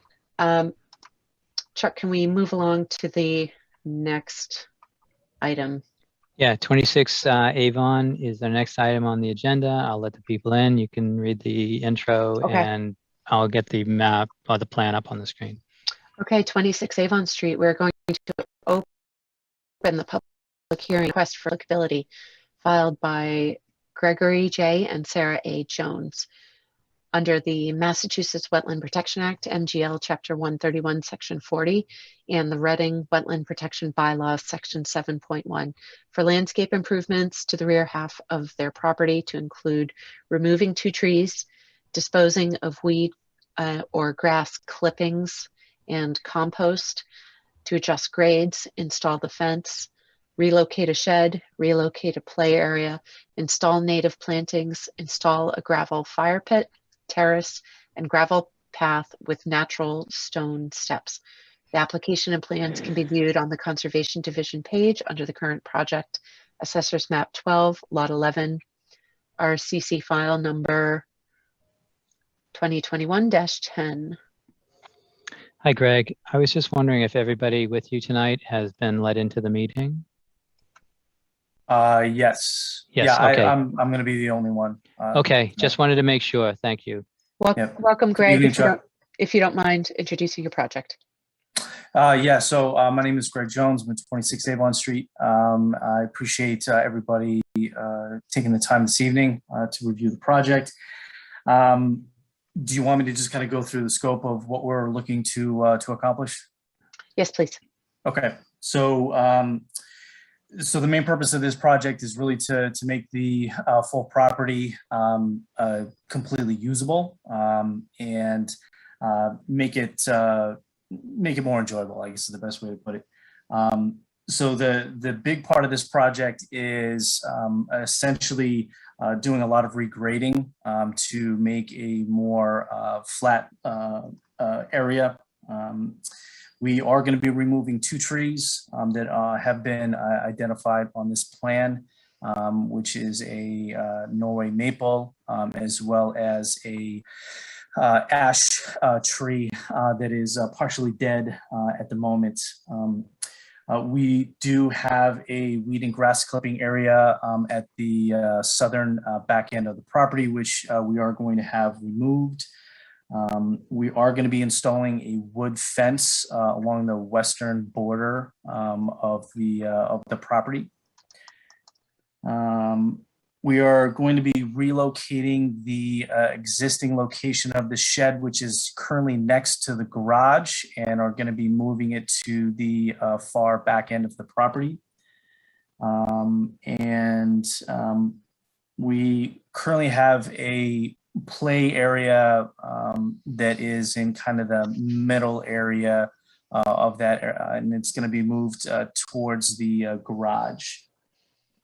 Along with all of this, we are going to be doing a lot of planting to really kind of create just a more enjoyable space.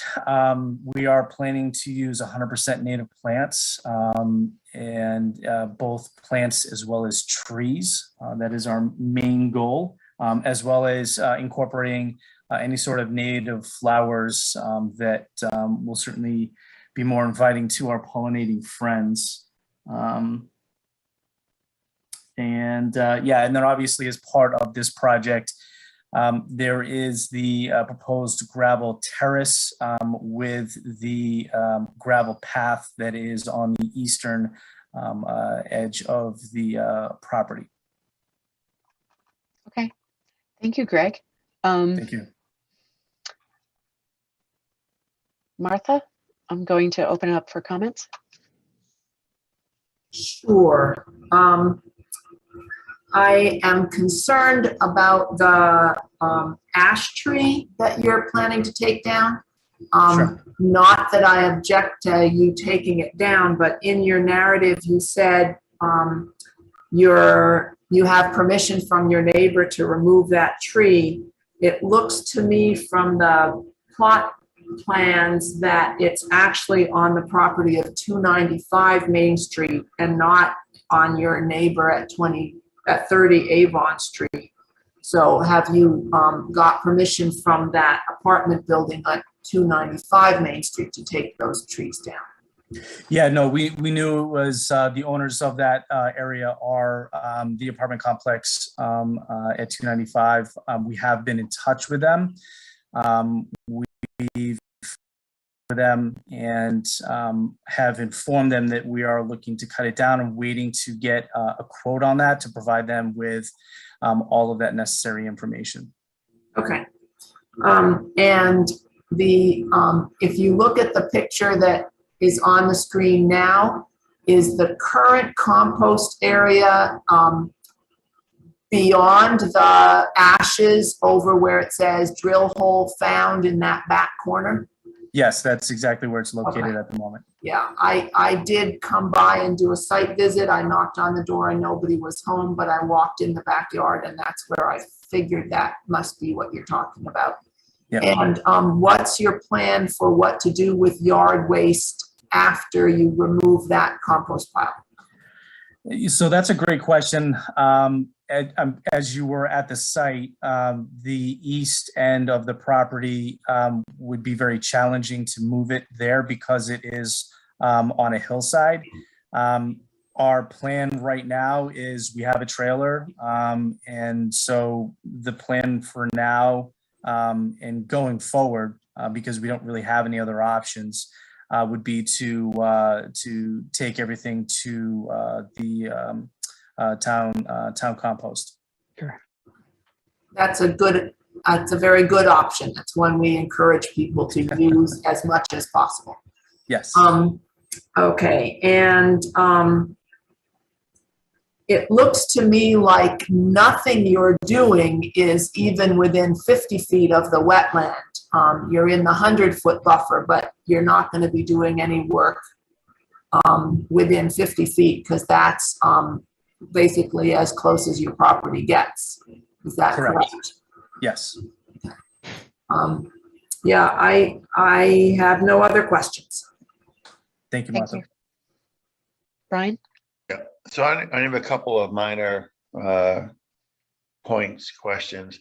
The first has to do with somewhere in your text, you were talking about erosion control on the stockpile area, if necessary. It just seems to me, given the topography, that you probably should assume that you will put it in there. Because also in conjunction with that, if you look at the erosion control that runs across the bottom of the property as it's shown on this image, it ends pretty much in line with the left-hand side of the stockpile circle. And so if you don't put erosion control around the stockpile, you're kind of counting on almost perfectly linear flow of any material. So I think just as a common sense protection, just assume you're going to put erosion control around the stockpile area. Okay, so are you proposing running it up alongside the garage to fully contain? Well, so I'm not sure what you had in mind. I guess I pictured some circular sleeve that goes around your stockpile area. I don't know if that's what you were thinking. To be honest with you, I don't know what Interval Landscaping is thinking. Okay. To provide just a little bit more context, if you haven't been by the site, so next to the garage where it has the shed, there is that whole area is it's a crushed stone flat area. I don't know if that provides any sort of further protection. But yeah, I mean, I can certainly talk with them and make sure that we, fully encapsulate that stockpile area. Yeah, I mean, it seems to be a relatively minor thing to do, and yet it would just take away any chance of that dispersed flow. Sure.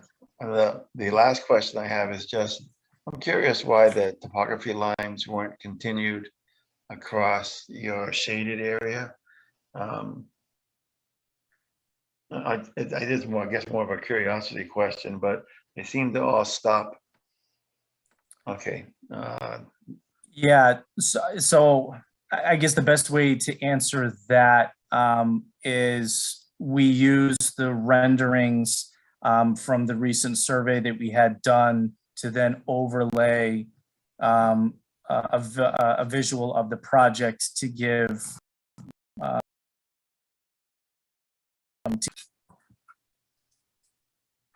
that provides. Okay, I mean, so would you characterize this as essentially flat, or no general slope to it, or what? No, yeah, great question. So I would say from looking at the picture as it lays, basically going from the bottom corner of that additional parking area straight back to the property. I would say the bottom half is relatively flat, and then the other side of that is a relative hillside. I don't know what the exact elevation would be, but that's essentially how the property lies. Is half of it is flat, and that area is going to stay flat. We're gonna basically just regrade it, and then obviously do some work on the elevated sections on the northern end, as this picture, picture lays here. Basically where the terrace, the proposed gravel terrace and the gravel path, all of that will be is the elevated section of the property. Okay. So then my last question would be, so in the narrative, it talks about it being a mix of fill and grading. Do you have any idea roughly how much how much fill you're going to be bringing in? The reason I'm asking is because it says in there that the the material in the stockpile area will either be used right away or what have you. I don't know if you expect more immediate attention to your work than that I've seen on my property in the past. But I'm just wondering how much dirt or fill of any kind is going to be there and for how long. I don't know the answer to that. Chuck, I know we kind of talked about that a little bit when you were here for the site visit. To be entirely honest with you, I don't know exactly how much. A lot of it is going to be based off of how much fill we might need after benching is done, and some of the initial grading is done for the start of the project. Yeah, so I guess the only thing I could offer is this: they talked with a landscape company. They don't have an engineer on this project, so that might be a time to watch what's going on, because I know that the landscape company is probably just going to want to put down, you know, a first layer and then a top dressing of fill just to make sure the lawn grows in. But I don't know from what we're looking at how to measure how much is going in, and I don't think anyone's really thought about that. I think the plan is for us to work with everything that we have and not bring in any additional fill. But you're moving enough material that you're going to have stockpile area, and you're going to, you know, be moving a lot of earthwork, because you're cutting to the east, and you're filling, I guess, to the west. To the west, yeah. Yeah, and to be clear, I wasn't looking for an exact number by any means. So I'm just trying to get to the point that you're gonna have some amount of fill there, some amount of dirt. Given the summer we just had, anytime I see something like that, I'm thinking about what happens in a heavy rain. Yeah. So part of that explains my comment about the erosion control around it.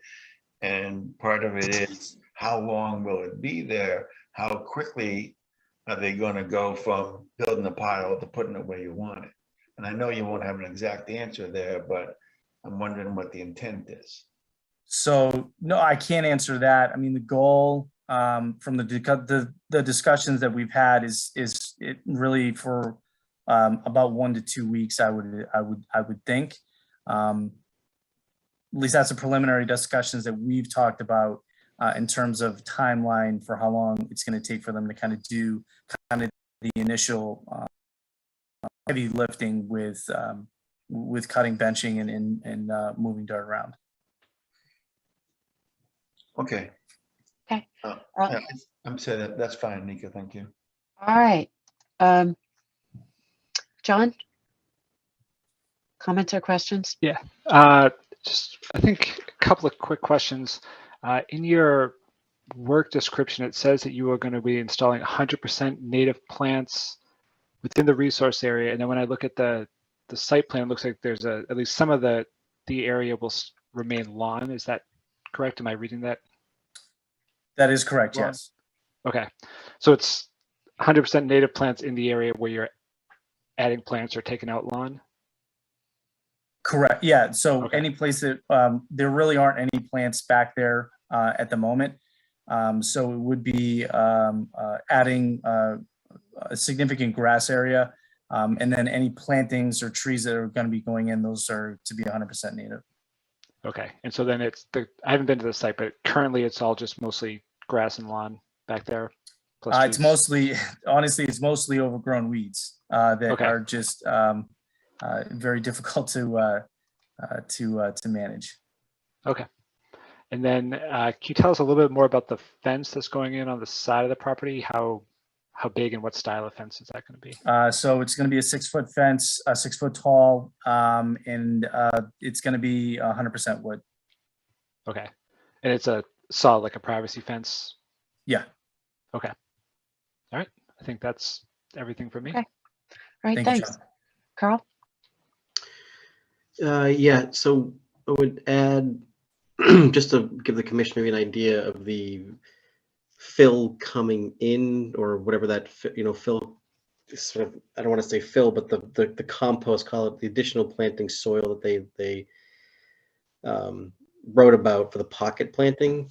So I believe that could just be sort of very thin layer right over the kind of exposed earth to kind of mix in, but over, whatever that is, 100 feet. If you look at the schematic plan with the color rendering, right, you get an idea that if that's obviously going to be multiple yards of composty, mixture, right? Just as an idea of what beyond what then the excavating portion would be, right?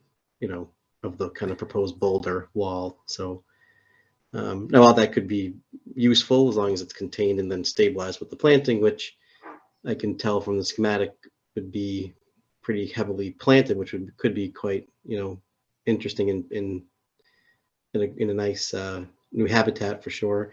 So I would guess, or I would just mention, if you've heard, Greg, that the past plans we've talked about, just from a couple hours we've been here, we would probably ask to see the species of the plants, which I'm sure at this point would not be very difficult. You've already have your 90% there, and I trust that I've in my workings, I've dealt with Andover Landscape before. I think they could easily do that. I think they've got knowledgeable people there to simply do that. So I think we'd probably, unless the commission disagrees, probably just ask for kind of a quick planting plan. But I can see schematically that you've easily covered the 2 trees you're proposing to remove by replacing it with trees and shrubs and the perennials and everything. So I think you, in my first guess, would cover that. Yeah, I mean, it's a lot of the plantings that we're going to be using are going to be a lot of native ferns. That's what we've discussed so far. And I've looked at the approved native plant list that is on the commission's website.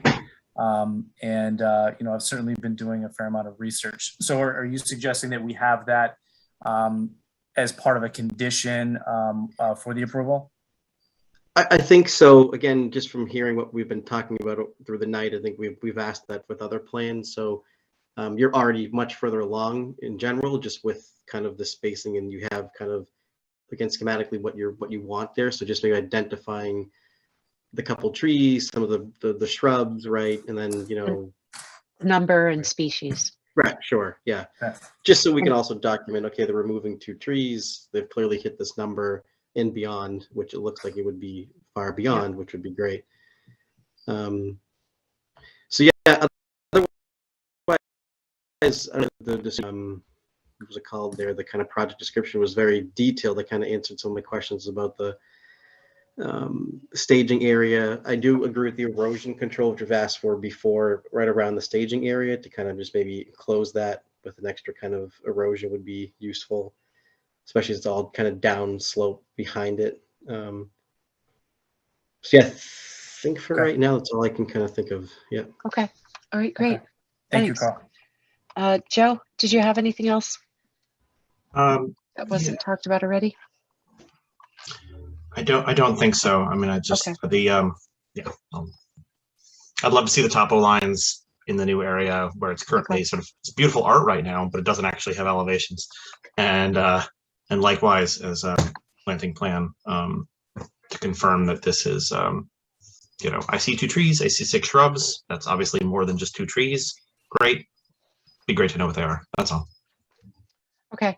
And Thank you, Greg, I just wanted to comment, the terrace wall, I don't get a good sense from your narrative or from the plans exactly how high that terraced wall is going to be. Is it going to just tie into equal elevation of the retaining wall off the driveway?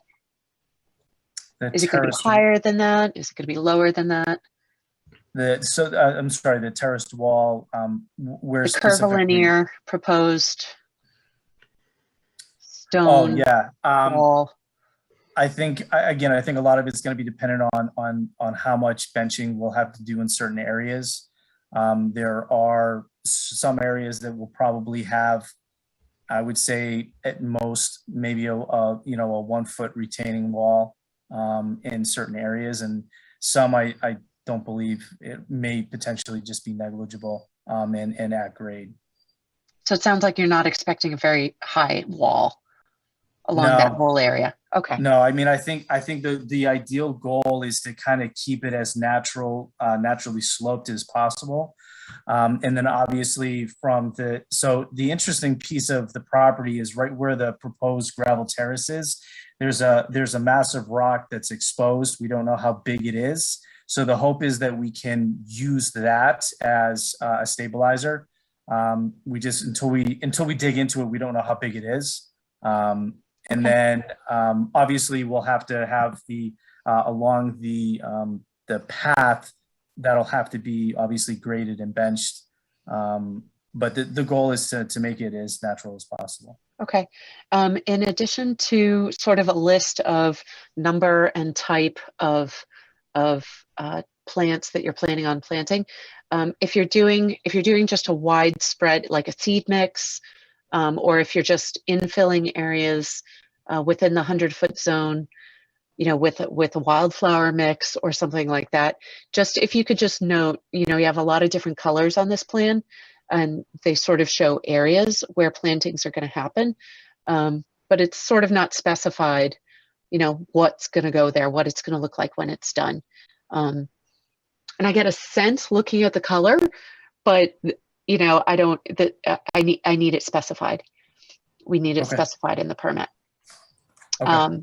And at this point, Chuck, do you have any questions before I check with the public?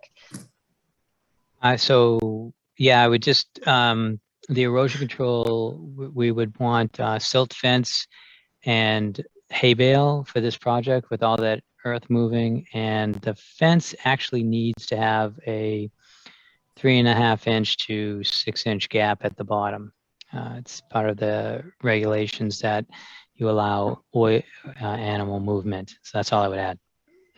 For I think that was for the fence area. Yeah. The bottom of the fence. Yeah. Yeah. Which was noted, I believe, on this drawing. Okay. It says 4 inches in the description work. Yeah. Okay. I'm going to open it up to the public, see if anybody from the public has any questions. Would you raise your hand if you have any questions?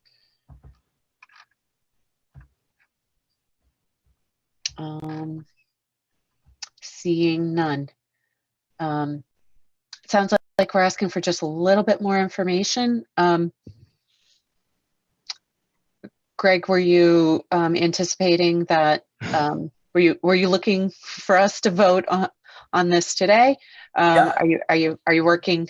The answer to that question is yes. Our hope is we can get a lot of the heavy lifting done starting in the next few weeks before winter.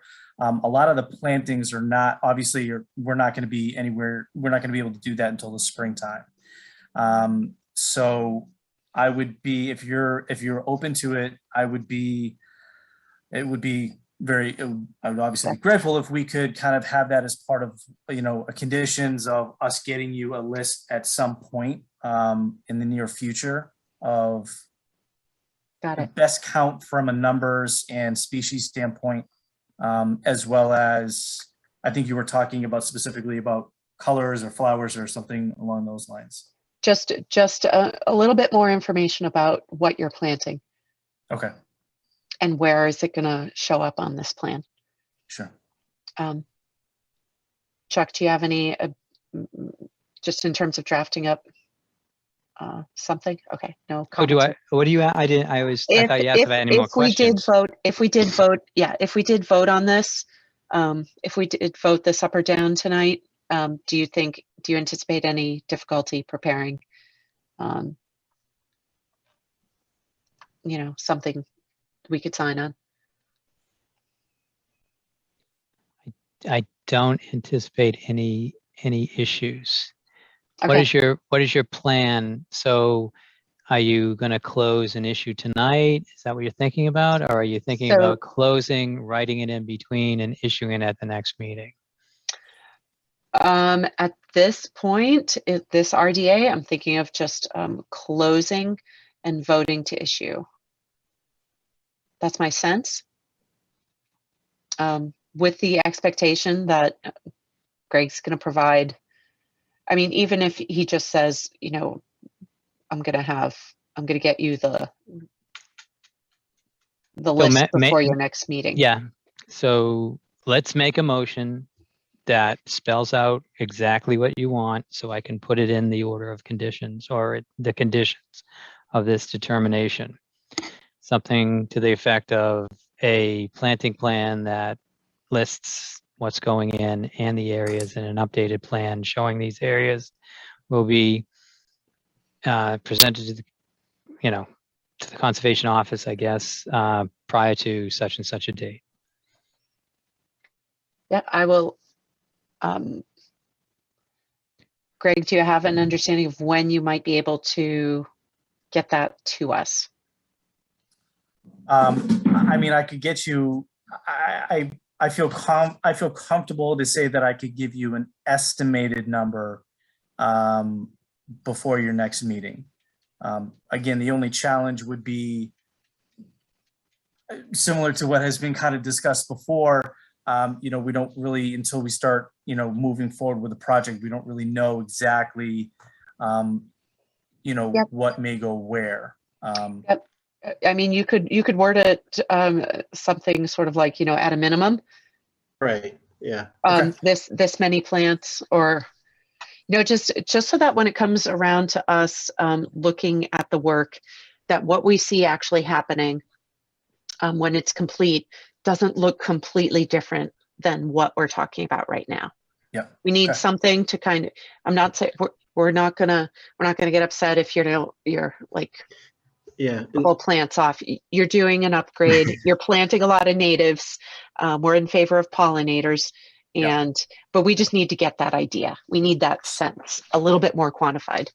Sure. And so yes, those sir. are actually, I feel very confident about that because there are numbers in the Okay. project proposal that we have.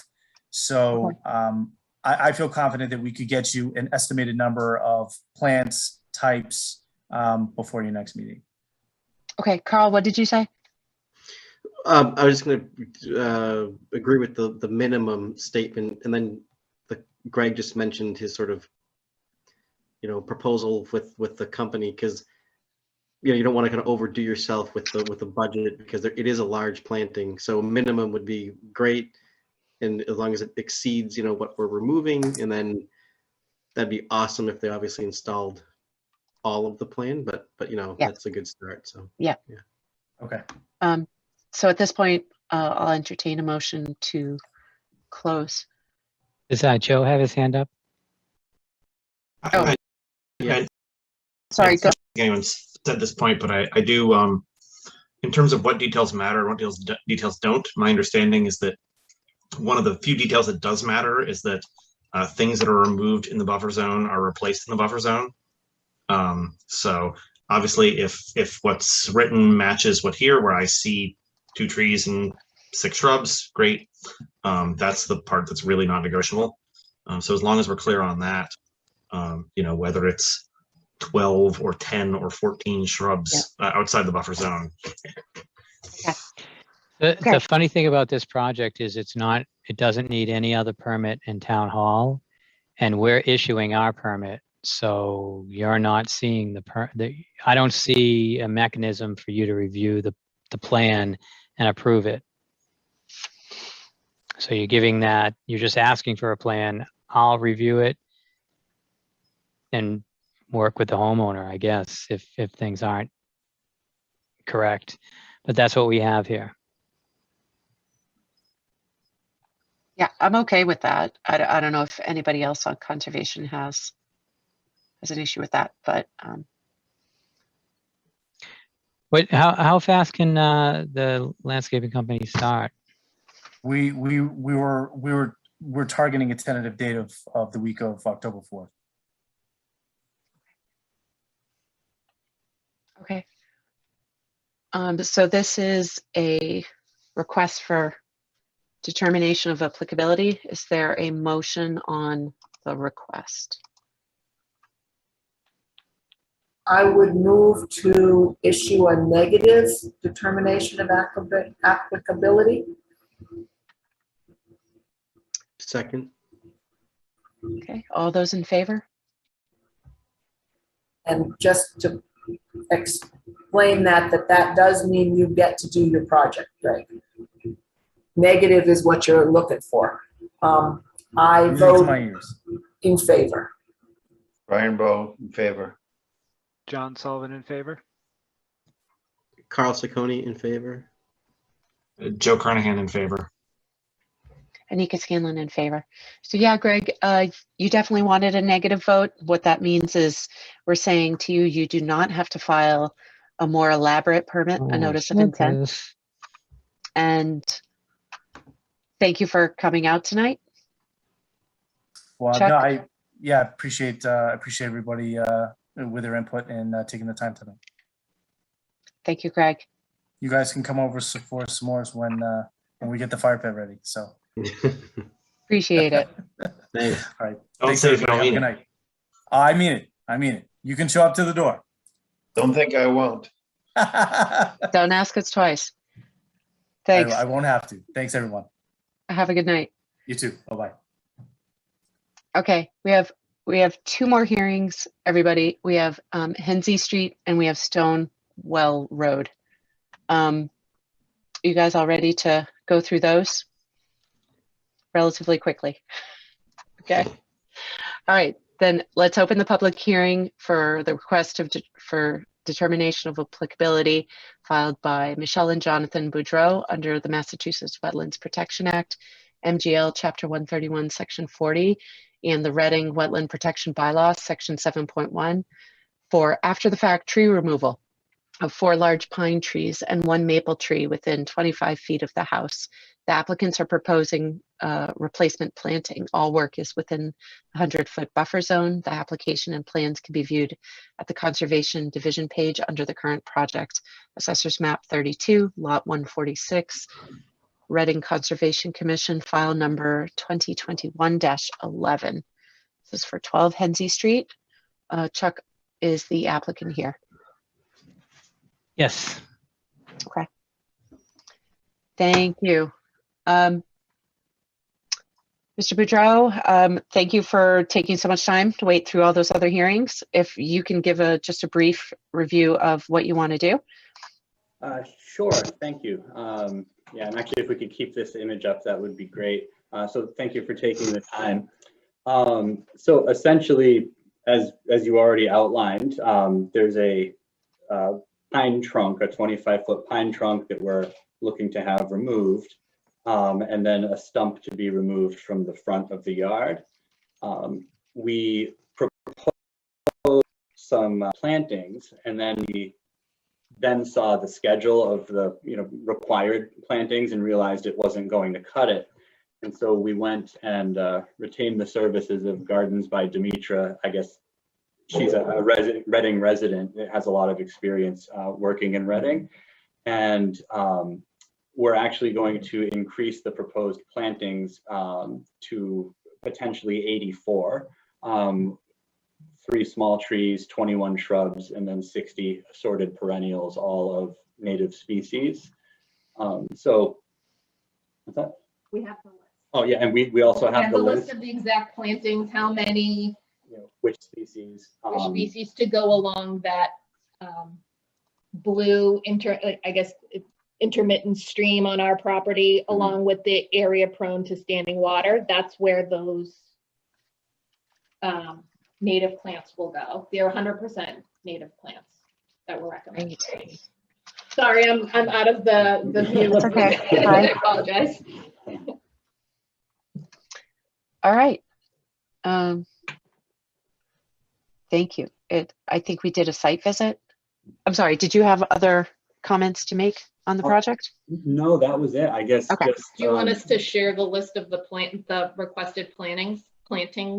Yeah, we can screen share it. Yeah, we just got it today, so I didn't have time to email it out. I tell you what, if you could forward it to Chuck. Yep. We could do that and he can distribute it to us. So I'm going to go to Martha really quickly, or did you go to a site visit? Or if it wasn't you, Martha, who went to a site visit for this? I was there right after the trees were cut down, so quite a while ago now. Okay. And my only comment about this plan was going to be that there weren't enough plants to replace the ones that they took out. So I'm glad to hear they have more planned. And my biggest concern is sort of in the area where the word dogwood is. That area is now exposed to a lot more sunlight because of the tree removal. So I think it's important to keep in mind how the plants that they put in will impact that area and try to replace some of the shade that was removed. Yeah. That's it. Okay, Brian, you had your hand raised. Yeah, so I went on a site visit as well just this week. So I noticed there's some stumps left from the cuttings that were just done. Are you proposing to take those stumps out too? I know you mentioned the one in the front yard, but are the ones in the backyard going to come out as well? All good pictures. We'd like to grind them, especially 4 and 5, just so that we can get those new plantings in. If that's an issue, please let us know, but we would like to grind them if possible. No, I'm just seeing it as an issue. I was just clarifying Okay. because your husband had mentioned the one in the front and I didn't know what your plans were for the ones in the back. So there's basically 2 whole pines left that are going to be coming down, right? Essentially on either side of the back of the property. We're not going to take those down now because unfortunately our money has run out. That was part of the initial plan, but we were unfortunately charged in full. So those have to stay for a little while. I did get a few people to look at them. There isn't an immediate danger. So Okay, so understood. that'll be another request down the road. Okay, so for right now, it's a stump in the front and that Yep. remnants of the cutting near the driveway. Yep. Okay, that's fine. I'm all set with this then. Thank you. Okay. I'm going to ask the rest of the commission, instead of going through the roll call vote, to just raise your hand if you have questions, just for the sake of time. It sounds like we have some additional information that's going to come to us regarding the plantings on this. That's the understanding? Yes. Okay. So at this point, it sounds like we should, Chuck, I'm going to go to you. Otherwise, tempted to say we should continue this. Yeah, so this is different than the last one. This is like right on the resource area, and I would like to better understand the plants that are going right where it says 4 and 5 along that stream and in that kind of that ponding area before we approve it. It is only a request for determination of applicability, so it's important to have a few conditions, but mostly be comfortable with the project. Yeah. Okay. Can we actually screen share? We can show everyone right now the list of proposed plants, if that would help in any way. We'll send it to you as well, Right. but I mean, we have it up. I think for the sake, I believe that you have a list of plans. I think time would be better served if we got it and got a chance to look at that list. And if it isn't already, that figure you had marked up that had the green dots and the blue X's and the red X's, if you can sort of show on that plan, if it doesn't already, any additional plantings that you're proposing. Okay. If you can update that and send us the list, then we've got kind of that new picture of what you're proposing to do. Sure thing. We just got the list. We just got the list this morning, so we haven't had time to update it yet. But Yep. I understand. That's how these projects go. I get it. It's, Brian, did you have a question? Yeah, for clarification purposes, Chuck, you were talking about the intermittent stream right there. I don't think that's actually the intermittent stream. I think that's part of standing water. I think the intermittent stream itself is back further in the wooded area. Just a clarification, but. That's true. The intermittent stream is farther back in the, you can kind of see it. Yeah, that trench is just water that seems to be there most of the year, especially this year. In fact, as I said, has a pretty active frog life. But anyway. Yeah. So, you know, we like to see plans put before us that talk about re-establishing vegetation. So we look forward to seeing your plans and how many plants, where they're going to be located, to give us a sense of what it's going to look like when it's done. Okay. All righty. Great. All right. So I don't see any other raised hands. I'll just open it up to the public. If anybody from the public has a question about this site. Not seeing any other raised hands, I will entertain a motion to continue this to the next meeting. Make a motion to continue 12 Henzy to the next meeting. Second. Martha Moore in favor. Brian Bowe in favor. John Sullivan in favor. Carl Sacconi in favor. Joe Carnahan in favor. Nika Scanlon in favor.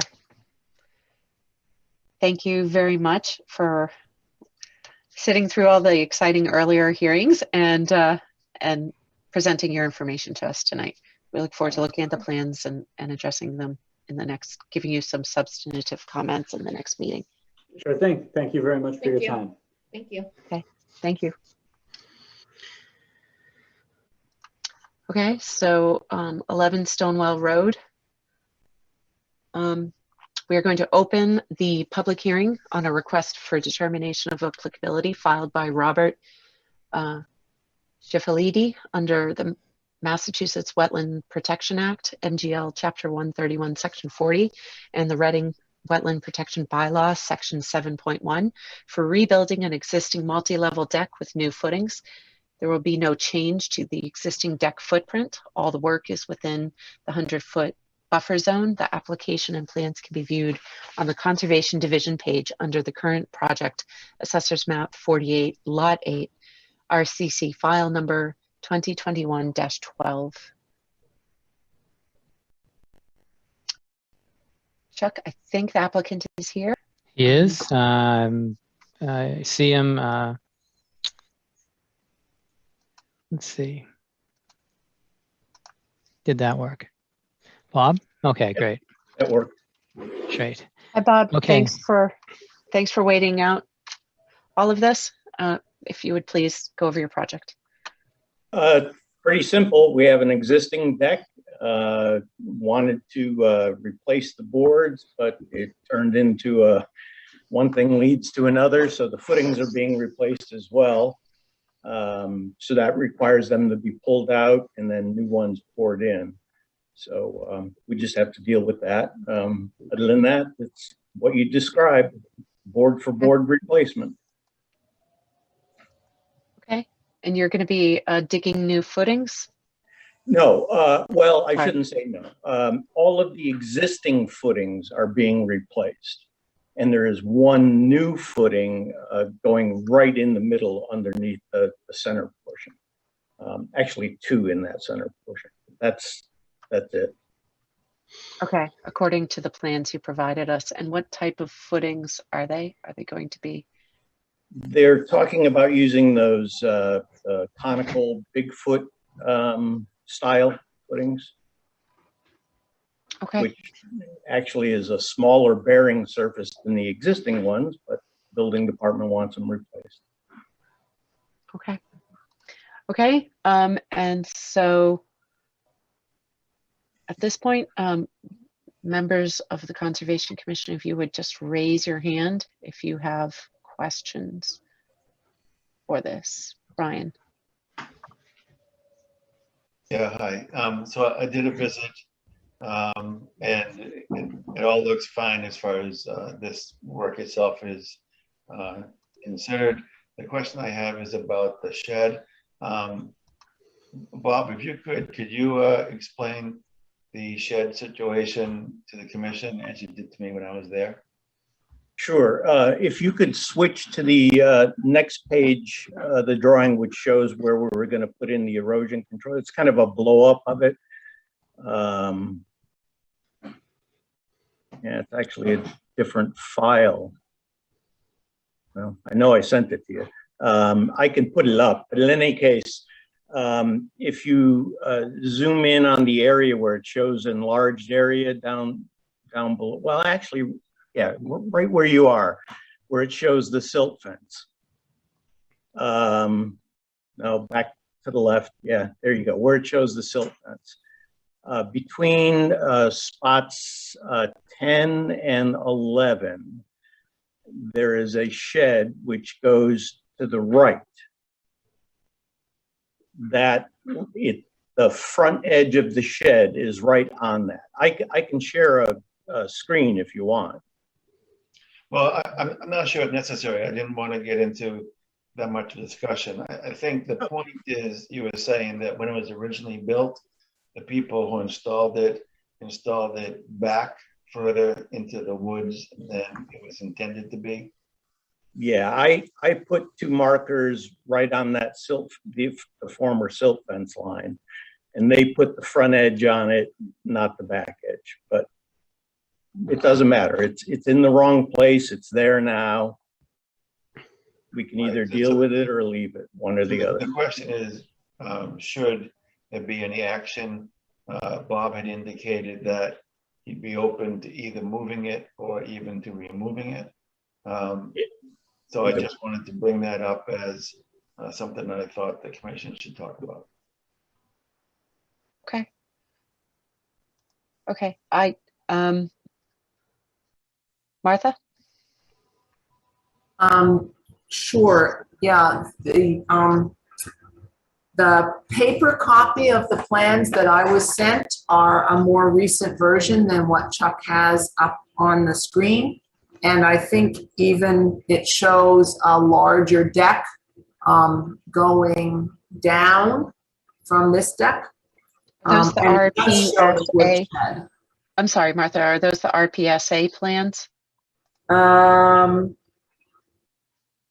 No, they're the ones called the plot plans, and there's, I think, 3 pages in that file. One is the locus, one is built, and then there's the one showing you. Yeah, I'm looking at this one. That's the correct definition of the existing deck and the new deck. Oh, that I do. I'm not sure I have that. Joe, I see you nodding your head too. Has anybody else not seen that? Brian, you haven't seen it? Chuck, I don't know if you're talking to us. You're muted. I said I only sent out what you're looking at. What Martha has is because I think she got sent a copy. Yeah, yeah, I got it in the mail. And I think no? Yeah, even the older plan has the garden shed marked on it. But anyway, not to waste time on all that. The one I have shows that the work will all be done. Bob, you have permission to share screens if you want to. Sure. The work access will all be around the, from the driveway around the back side of the house.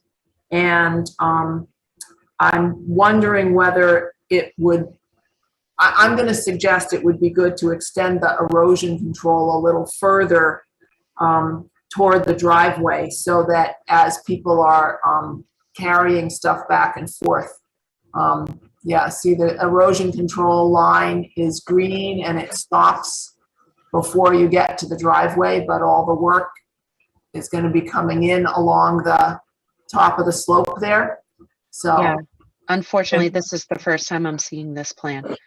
This plan, by the way, Martha, shows me moving it where you asked me to move it down here. I have this area. Other than that, it used to come to this corner, the protection. But these plans were in the folder which I delivered to Chuck and which I mailed to Martha and mailed to the state. Okay. Okay, glitches happen from time to time, so we'll get that corrected. Apologize for that. Okay, so yeah, I had made a suggestion that he extend the erosion control in this red flowery shape here, so that it extended a little further along the retaining wall there, because they're going to be doing work on that stair landing. But if you scroll so that we can see the top edge of the erosion at the up by the driveway. Yeah, beautiful. I'm just thinking it would be helpful to extend the erosion control at the top end up along where it says work access and has the blue arrow. And I'm also, yeah, up in that area. Yep, that's easy. Also, Bob told me that all of the work is going to be done by hand. They're not bringing in any bobcats or excavators or anything like that along the back side of the house. But I'm hoping that any table saws that they set up to be cutting the lumber will be within the erosion control area and preferably on the driveway, so that they're not creating a lot of debris as they're doing the building. And this plot plan does not show, as far as I can tell, the 35-foot and the 25-foot line. And I was looking for that because technically the woodshed should be 35 feet back from the wetland boundary and not just a foot in from the wetland boundary. And I don't really see any place on this property that's more than 35 feet away from the wetland line unless it's actually in the footprint of the existing house.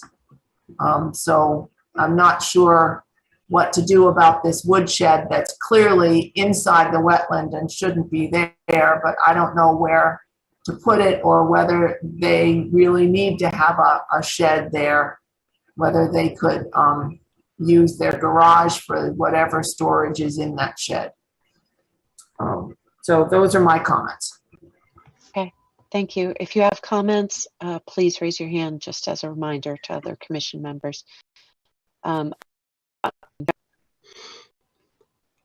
Just a question, because I'm afraid I didn't get the opportunity to take a site visit. When we say woodshed, is that a wooden shed or is that a shed for holding wood? Because I picture two very different structures, one of which is, enclosed and one is not. Oh, it's enclosed. It is a wooden shed. Okay, all right. Just unfortunately enclosed. Go ahead. That's where the Gopher family lives. Not that I want to kick them out, but I'm in favor of removing that shed, just to let the area go back to natural. Let it be revegetated. So seeing no other hands raised, I'm going to ask you, Chuck, if you have any questions. I don't have any questions, but I have, I just let applicant know that we won't be accepting straw wattle. That's not something the commission usually does. So some other erosion control. So either just silt fence alone or mulch sock would be fine. Okay. Okay. And then, so go ahead. I was just going to say, can you stop sharing the screen so we can see who might be raising their hand in the audience? Which I haven't seen anybody. Yeah, I don't see anybody here for that. The only other thing that I would mention is the decking going to be composite? Yes. So when they, some of the contractors do this, I'm not sure you talk to your contractor about it, but some contractors actually put down a tarp and then do all their cutting on that. But after they're done, sounds crazy, but they vacuum the lawn to get up all those little pieces. And you're right near the resource area. So Yeah. I am concerned about those little shards of plastic and any pressure treated wood that, even though it doesn't have any arsenic in it anymore, but for all those reasons, tarps and just, be conscious of what piles of sawdust may be around. Actually, that's a good point. So that we could set up instead of the driveway, but also at the north end of that deck is, I used to call it the dog's yard, but that's a flat area with another porch that's not involved in this project. And I could see all of the cutting taking place there because that's right exactly where they walk past carrying stuff in. Okay.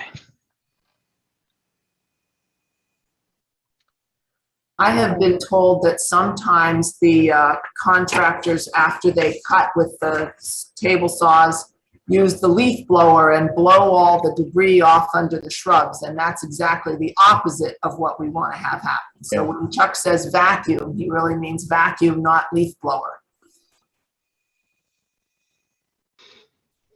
Yep. I can't quite, I'm not quite sure where everybody's at with this in terms of whether people want additional information and we should continue, or whether people are comfortable enough with what's been discussed to vote on this. So I'd appreciate some comments from people about that. So, sorry, I spoke without raising my hand. Brian, please go first. I was just going to say that I am comfortable with the information we have. I'm comfortable with Bob's approach and attitude towards protecting the wetlands. I think we should ask for the shed to be removed. And having said that, I'd be fine with the appropriate conditions. Okay, Joe?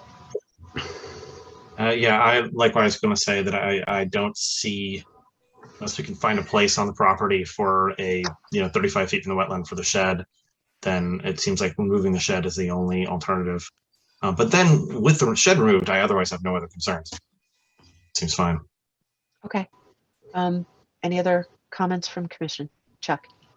I just want to let you know, the commission know that so the shed shouldn't be in the wetland, and it probably shouldn't be in the 25-foot zone, but there's other areas in town where the commission has allowed sheds up to the 25-foot line. So that's not, there is precedent, so it doesn't always have to be beyond the 35-foot line, even though it says that in the regulations because it's a structure. So.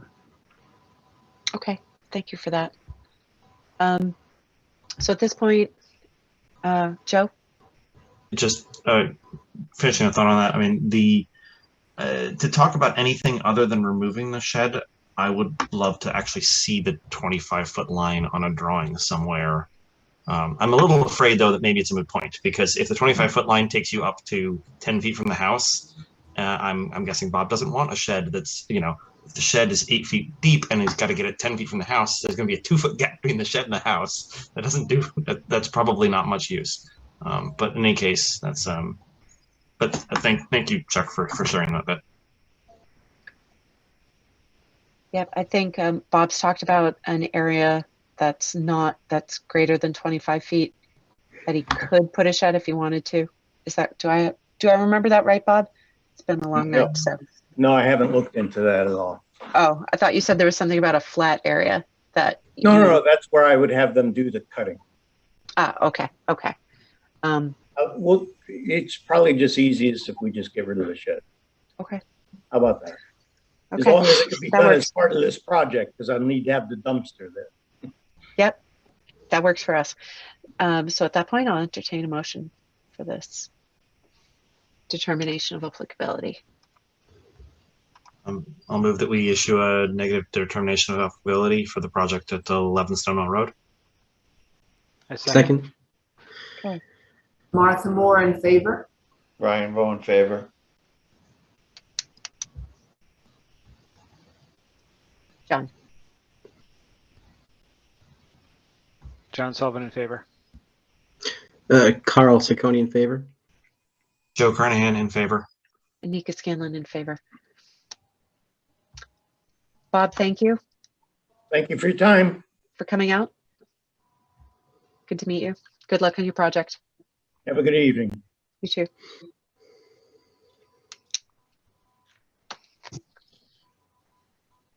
Okay.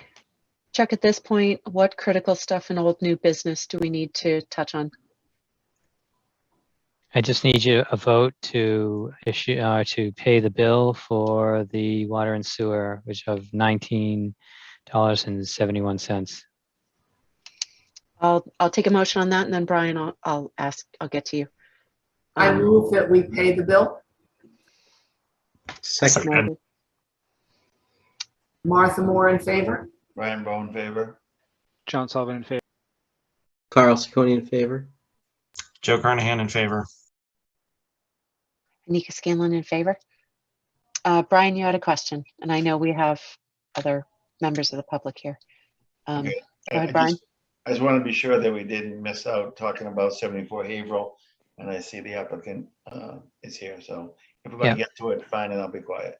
Okay, so the only other thing I would mention would be the minutes and then 74 Haverhill. Those are the only thing I see that needs to be done tonight.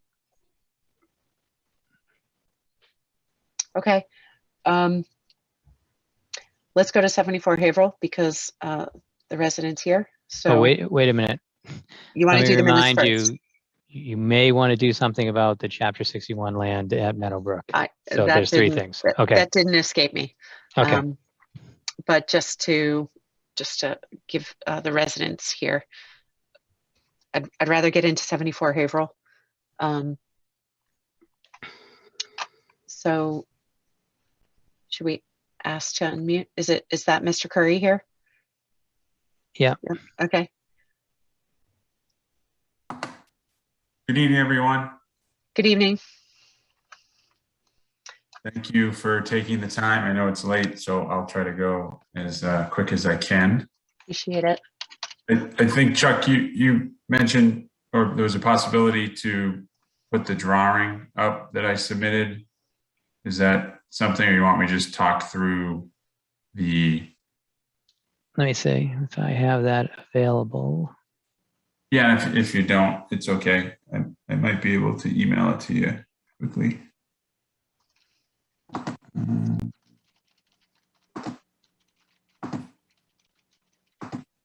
I did get a bounce back or email today for whatever reason. I'm not sure.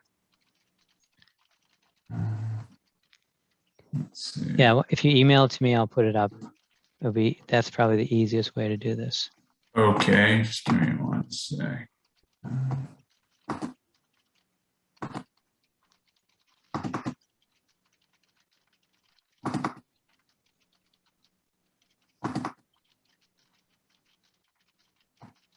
Okay, all right.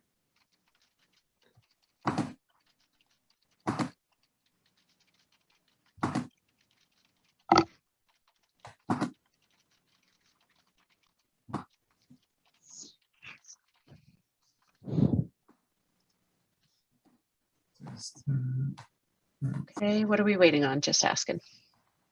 Okay, I'm just emailing the file, but I can talk through that while we're emailing that over. If you just give me one sec. Sure. This is. All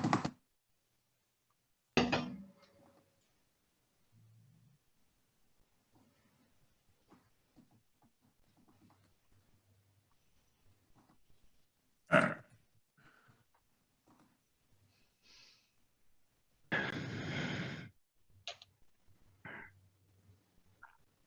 Okay, so I emailed it, Chuck, to you. I'll just start talking in the interest of time, if that's okay with everybody. So I'm requesting to, is it okay I proceed? Please go. Yeah. Okay, so this is 74 Haverhill Street. I'm requesting permission to remove 11 pine trees and 7 maple trees that are within 100 feet of the wetlands. Trees are of varying sizes ranging from approximately 20 feet tall to 100 feet. And, you know, the height's an estimate. It's a little hard to decipher how tall a tree is, but some of them are quite large. And DBH ranging from approximately 4 inches to 31 inches. Some of the trees have been identified as having cracks or leaning towards the house and are potential hazards to the house and property. There's also several large trees around the family, my children's swing set, where branches will fall throughout the year and have also fallen while we've been on the swing set. These trees and branches around the swing set and also some of the other trees cause a potential hazard to the house, and certainly the hazard to the swing set and while the children are there. So I am looking to get some clarification or understanding on what could be approved. I'm looking to, once that's determined, then also put in some grass and native species in the surrounding areas, and also potentially put in a fence. The scope is not 100% in regards to the fence and what plants I'm using, and all of those things are not finalized yet because the defining what trees can come down will determine what course of action for the other items. And then the map that is up is, one second here. So I put a map there. So there, I mapped pine trees and maple trees, and I had a 20-foot line delineation, 30-foot line, and then a 100-foot line. Okay. Trip report. I'd love to hear from people who were able to make a site visit. If you could unmute, go ahead. Can you go ahead? Yep. Okay. Yeah, I visited today, and Ryan, a fine individual with a fine first name, walked me around the property. And he pointed out the trees. He pointed out the ones that he felt were leaning, and one in particular that he felt had a crack in it that was on the left-hand side of the house. So a couple of points. One is that the trees, to me, obviously not a well-trained eye when it comes to tree health, but they look fairly healthy. I'm wondering if the branch fall is just typical for those kind of trees. I would suggest that get some professional in to have an opinion on the health of the trees. Likewise, with the trees that were leaning. In looking at it, I was reading it as a lean that was driven by growing towards the sunlight, which is now visible due to the house having been built there and the woods having been carved out in the woods. And again, it would seem to me that a professional opinion on that would be helpful. Let's see, Brian and I did talk about the preference for leaving some snags rather than removing trees. And in fact, on the left-hand side of the house, there already is a snag. It's an older one. It's fairly rotted at this point, but I use that as an example of what I was talking about. Let's see, and in the back, there is a deer fence, like a wire deer fence. And that's what Brian was talking about, that may be replaced with an actual fence. His concern being keeping out things like foxes, coyotes, as an issue with his children, perhaps. So when I come down to, I guess the bottom line to me is, I think minimum professional to judge the health of the trees. And secondarily, it may be useful to have somebody go in and delineate some of these lines more formally. These were done by Brian himself using the GIS. So I don't know, I imagine they're fairly accurate. I don't know what that accuracy is. And I know there is the disclaimer on the GIS saying that it shouldn't be used for X, X, and X. So those are my 2 points. Those are great points. Thank you. Does anybody else want to make a comment? Before anybody, please raise your hand. I do want to emphasize that, this isn't an RDA. This is not an NOI. This is a working session. The resident is looking for feedback and some sort of general guidance on what we would want. So that information from you, Brian, was very helpful. One comment I'm going to make is, would the resident consider relocating the play structure to an area closer to the house? That's one option.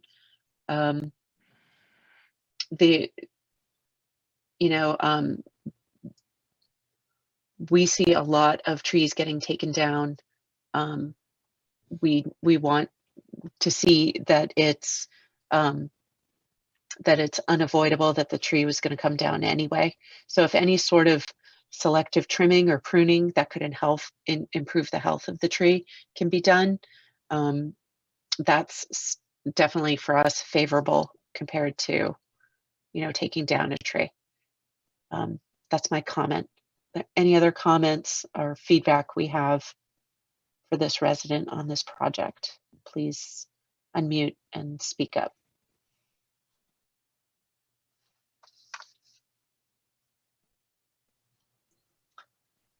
Chuck, do you have any? I just want to know that there's trees that have been taken out of this area before. There's been some permits taking out. I guess 2015 was the last bunch, and I think there was one or so also taken out with Brian in the past. So maybe that, an RDA is appropriate to move forward. But, given the location of these houses, all of these houses on this kind of cutoff from Haverhill Street are confronted with having a lot of trees in the back. And I think it was part of the commission's understanding that when this was approved for the houses, that the trees were going to have to be as best as possible left in place and maintained. Yeah. Yeah. So, I mean, that's all I would add to it. I mean, I understand if there's a tree that needs to come down, but a bunch of trees already came down, and we already went through this process once. Yep. But wholesale clearing of a lot of trees is not something we typically approve. Mr. Cray, I don't know if you can unmute. Thank you. Yeah, I appreciate the additional information, Chuck. Just to clarify, so we've been at the property for about 1.5 years. We applied for one application prior to moving in. We actually applied to remove some large pines. They were in the front of the house, so they were not within the 100-foot zone. They were probably a couple 100 feet. At the time, because we were new homeowners, we were not really well versed. So that application that we applied for actually was not, I believe, and correct me if I'm wrong, because it was not in the zone, we did not actually have to apply for that. So there was no impact to the wetlands or in that area because it was a couple 100 feet from the wetlands. I believe that's correct as far as us not having to apply for that, but maybe I could get clarification from the group. Yeah, I'm not sure that's something we can tell you definitively tonight, but maybe it's something, if it needs to be looked into, No, I guess I was trying to clarify in that, sorry, is that we applied, went through the process, but the trees taken down were a couple 100 feet from the wetlands, and therefore would not have fallen into the conservation wetlands process. That is my understanding. So we just did it by default because we knew it was conservation and we were new to the property, but we haven't taken any trees in the buffer zone is what I'm trying to clarify. Okay, understood. I just am curious whether you have looked into the tree policy where for every tree you take down, you're supposed to replace it with another tree. And when you're proposing taking down this large number of trees, are you proposing replacing them with other trees or just lawn? So I'm certainly open to a variety of options. I did read the guidelines in the Reading Conservation Commission. I think what I maybe just misinterpreted. So it says up to $250 or $500 if you do not replace the tree. So I would have to get a cost or determine the cost to replace the tree, and certainly would be open to, replacing it, replacing any of the trees that come down potentially, but obviously a cost is something I'd have to look into before I can give a final answer on that. I also will support Nika's suggestion of, as in 26 Avon Street, their plan was to move the play structure closer to the house. And if you're worried about trees falling, branches falling on the play structure, it might be cost effective to move the play structure and leave the trees where they are. Yeah. That's all I have. Yep. Okay. So Brian, I think I missed what you were saying about cost. That have something to do with paying into the tree fund or something like that? No, I think my understanding is there's two options. You pay into the tree fund or you replace the tree. I'm not. Okay, let me stop you right there. You are not eligible for the tree fund. Okay. You have too many trees. All these trees, it's up to the commission. That's why, this is a great example of a working session. You're not eligible for that. The commission could say, we want you to pay the $500, or we want you to pay, that's only for 4 or less trees. And we've made some accommodations for 4 or less trees. You have opened yourself up with more trees to have to work with the commission to come up with something that works for everyone. So they're not held to $500 cap, and they're not held to tree for a tree, or if you're taking down 20 trees, so you could say, hey, we'll just replace 9. It's completely up to just proving that there's no harm or effect to the wetland resource area at this point.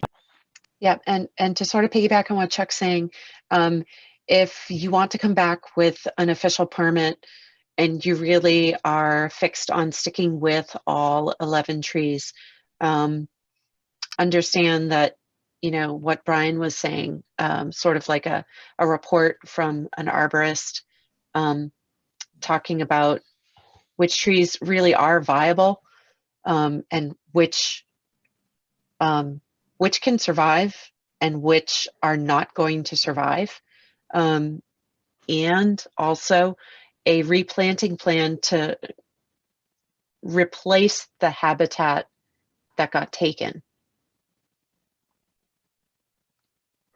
Okay. Is there time for a question? Go ahead.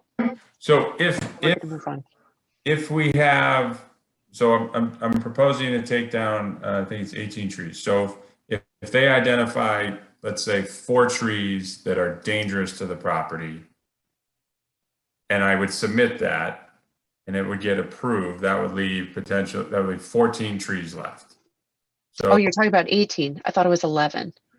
No, I had 11 pines and 7 maples. So now I did also mention Brian the walkthrough. So I'm seeking approval, I'm not necessarily going to take all of these trees down. So I'm still developing or I'm looking for approval. I'm still developing the scope, and every contractor I bring in, they have questions about, well, what scope, what's coming down, what's staying, and then we can get you a price. And so that's why I'm coming back to or looking for clarification.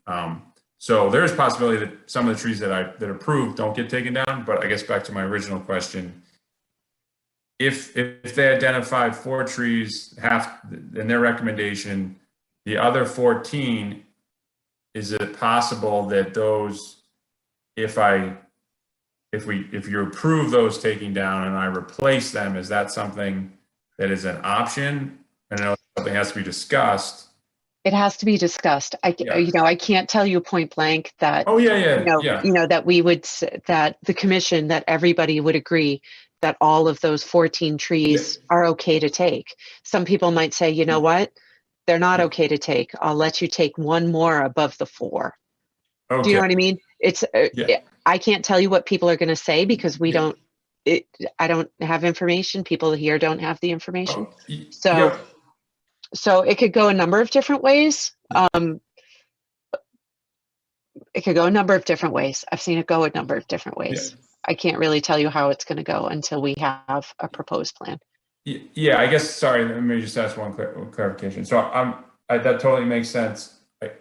I am trying to put a clear plan for the board to review, identifying potential replacement trees.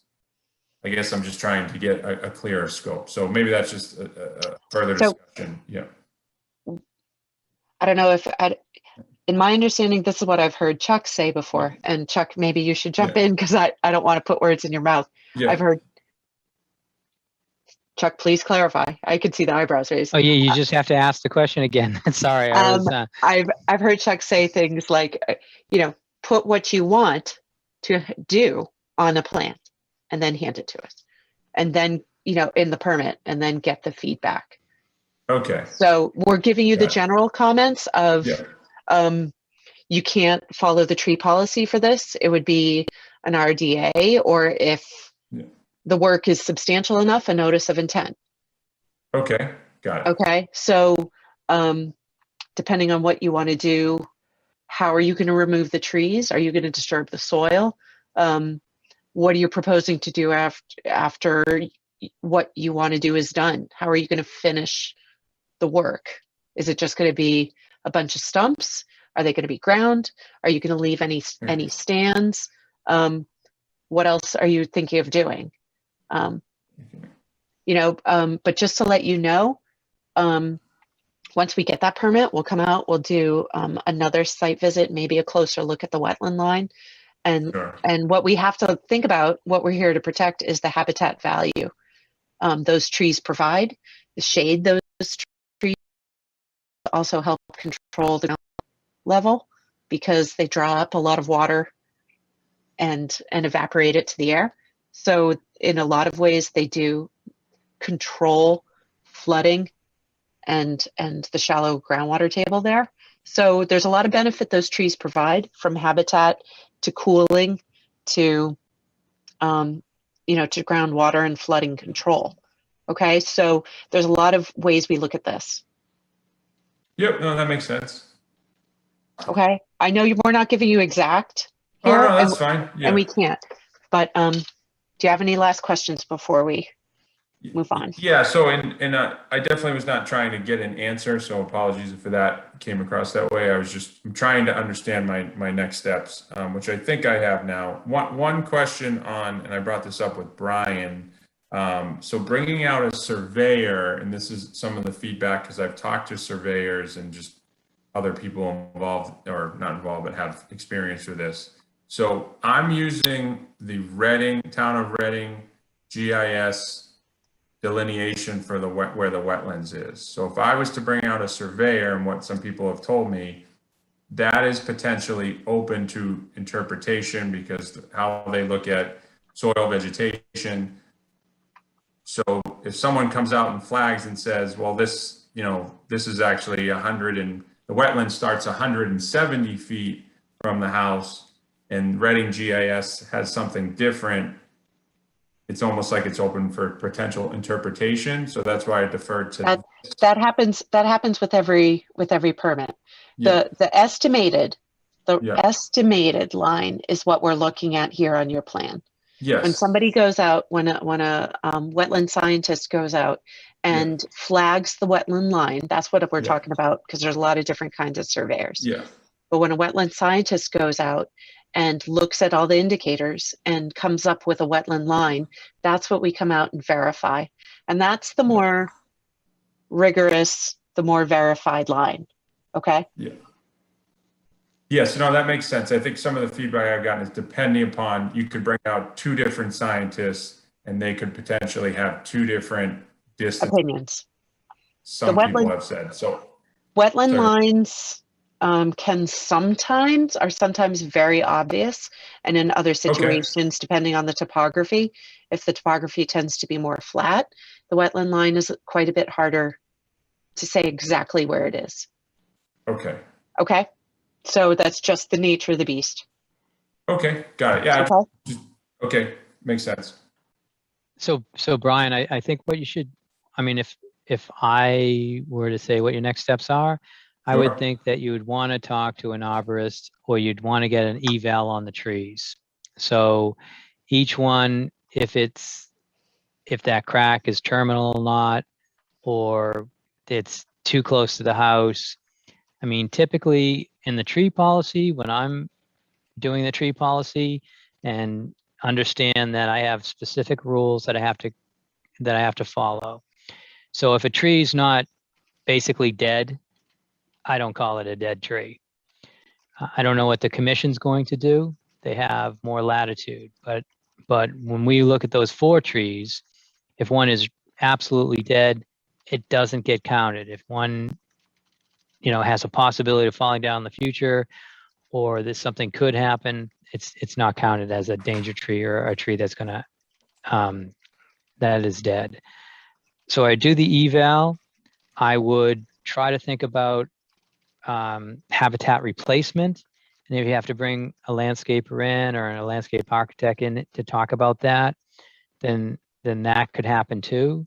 And then just kind of bring it back to the commission where they say, okay, you're going to take down all these trees, but this is what we're getting in return. You're going to fix some problems out there. Maybe there's some invasives.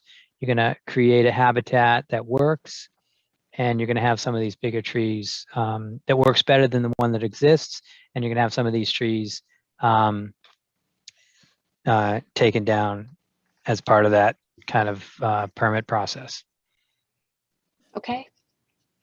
Okay, that makes sense. Last question is, would you like me to get a surveyor also, or is that something you want me to come back, get some more feedback, provide a plan, and then go from there? Can I ask you to follow up with Chum during office hours? Okay, yep. Tomorrow? That's fine. About fine. how to submit a permit? Yeah, but let me just answer for the commission too. So an RDA, you don't need a plan, you don't need surveys, it's basically, it's just to get the pulse of the project, and the commission is going to either say it alters the resource area, it alters the buffer zone and harm could be caused, or and if that happens, or it does, if it does do that altering, then you need to do a notice of intent. So you don't need a survey. It only asks for a sketch, and it only asks for your testimonial. But at this, working session, I think it was made clear that, maybe you want to get some tree company who has a certified arborist to write something up. Got it. Okay, awesome. This has been very helpful. I appreciate everybody's time. Okay. Thanks for staying up so late with us. Oh, we're gonna try to finish up. I appreciate it. Thank you. Okay. Have a great night. Chuck, at this point, I'll entertain the vote on the minutes, and then I'll just go over the chapter 61 C Meadowbrook land. And if you don't mind stopping sharing, I will share the Meadowbrook information I have. I move to approve the minutes on July 14th. I'll second that. Anika Scanlon in favor. Martha Moore in favor. Brian Bowe in favor. John Sullivan in favor.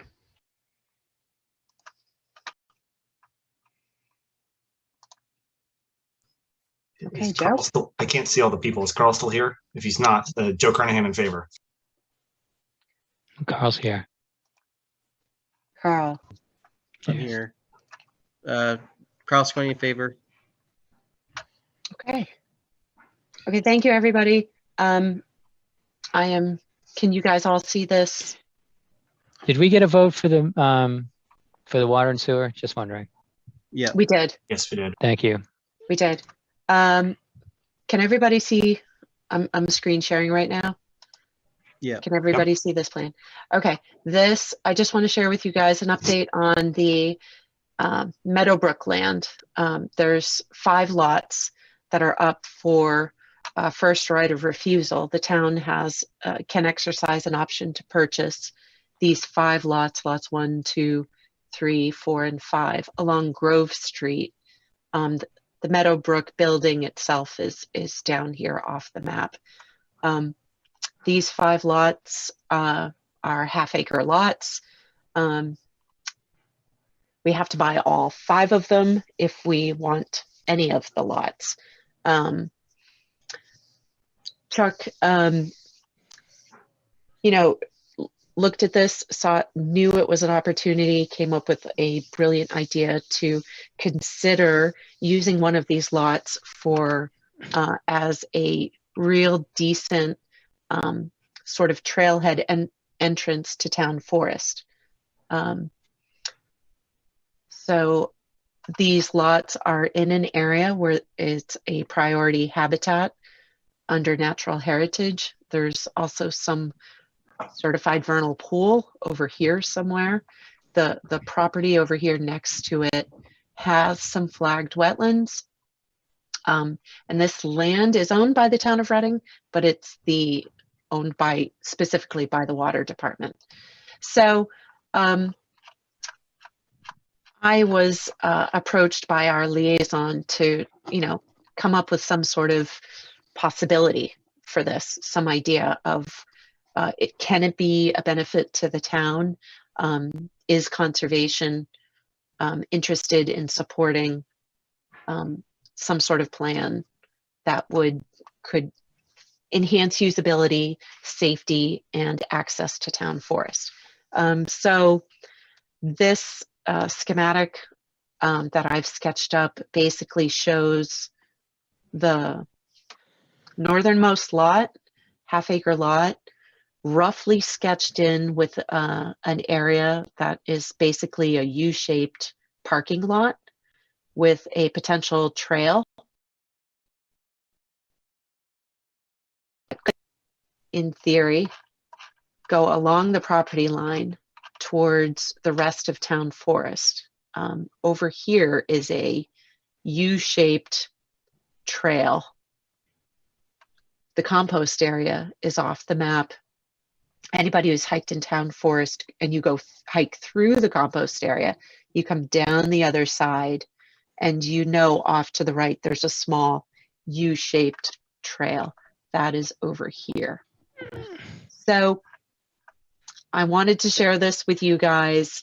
I'm not saying it's absolute final, like this is 100% like what we should do, but I think it's important that we put forth a benefit that having this land can serve to the town, and I wanted to show all of you what one possible outcome of purchasing these lots could be.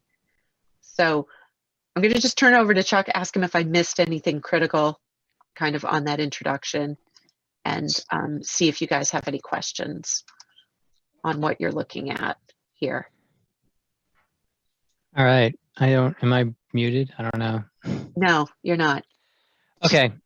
So why are we here? So we're here because Stroud Ave is always blocked. There's no entrance. The DPW uses it, and it's in priority habitat. There's vernal pools along both sides of the entrance to Stroud Ave. There's a parking area down in the back that has parking. Several cars, I don't know if it's 10 or 14, could fit there. But the increased use on Stroud Ave and the fact that I found out today that the Conservation Commission was asked to review kind of an open up Stroud Ave to more use, for more cars back and forth to that back parking lot, and to have a turnaround in that Stroud Ave compost area. And they denied it because of the migratory patterns of the blue spotted salamander, which is known to be in this area. And they would go from wet area on one side to dry area on the other.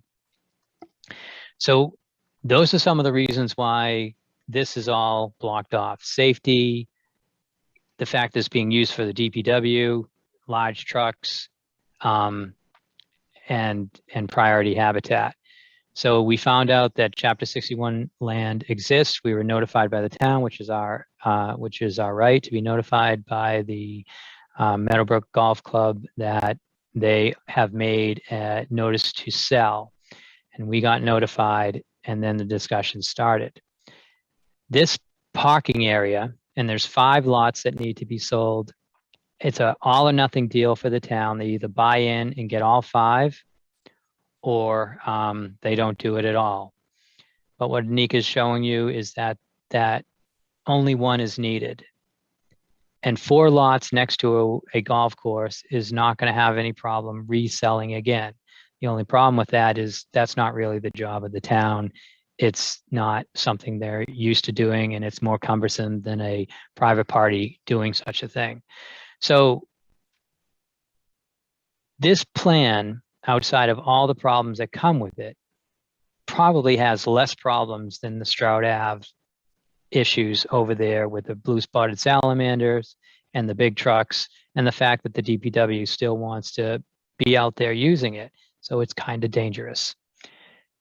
So this plan will allow for something like 18 parking spots, a trail in the dry area along town land, to a point in town forest where we can meet up with an existing trail. It's also accessible by the police if they needed to do a quick drive-by, because that whole parking lot could be visible from the street. I don't think this plan even takes value away from any of those houses, because it's nice. It's always nice to live next to open space, and with an access right there, that'll be good also. I don't know what I missed, but if I missed anything, yeah, the 100-foot buffer zone. I'll just chime in that the 100-foot buffer, does go through this lot. And Chuck had mentioned before, the priority habitat does encompass all of these lots, because they show up roughly here on this plan. But as Chuck has, maybe he mentioned before, just the fact that there is a priority habitat there, it doesn't mean that houses can't be built there. So love to hear some feedback.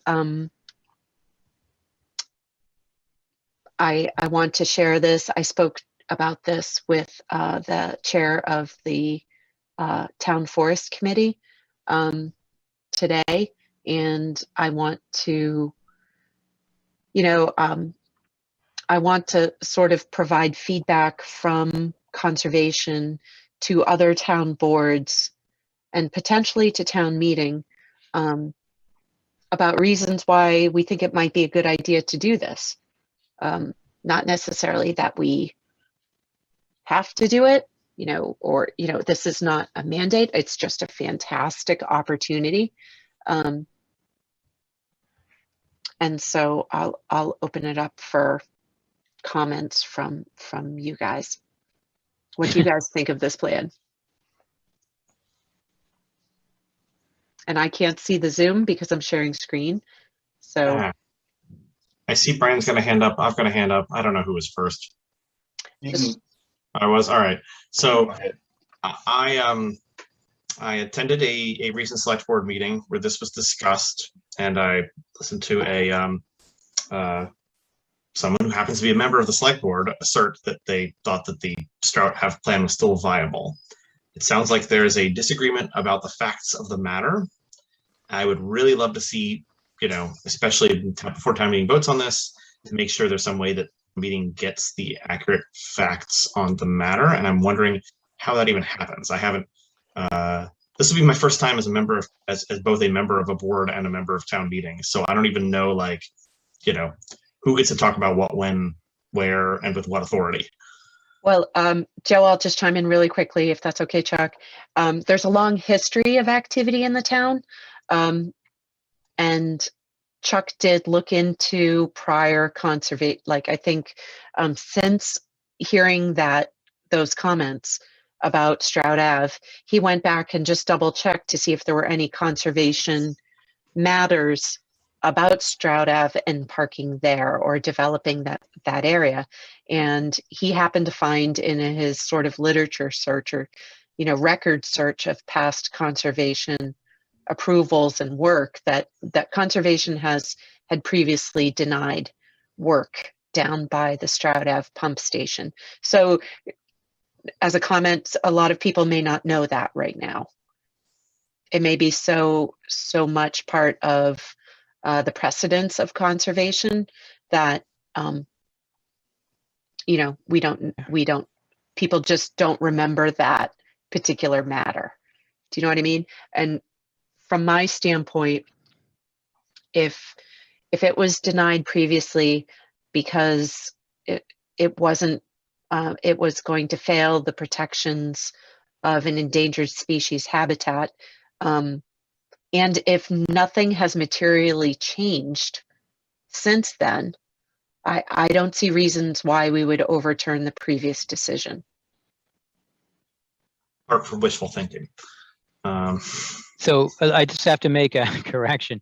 I did do some research, but only after Chris Cole told me about that decision made by, and Chris Cole is the assistant DPW director, told me about that decision on Strout Ave by the former Conservation Commission back in the 2010 area.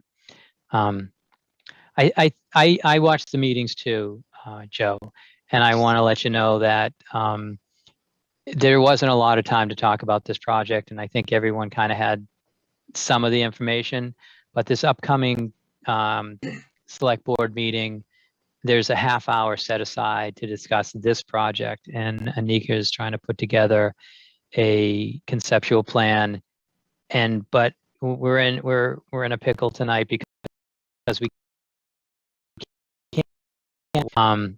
But this plan, does it show the concept that we want to support? And that's why it says for possible resale on the 4 extra lots. It shows the area for parking. The story is that if nothing has changed on Strout Ave, why would the town get a different result with the blue spotted salamanders and what's going on? I was talking to the engineer this afternoon, and I said he certainly has an opportunity to engineer his way out of that issue.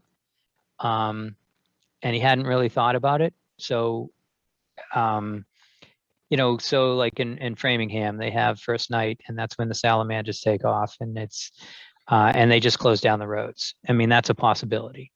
But there may be other things out there. So I think there's a better opportunity to get the whole story out this upcoming conservation meeting, and that's what it's all about.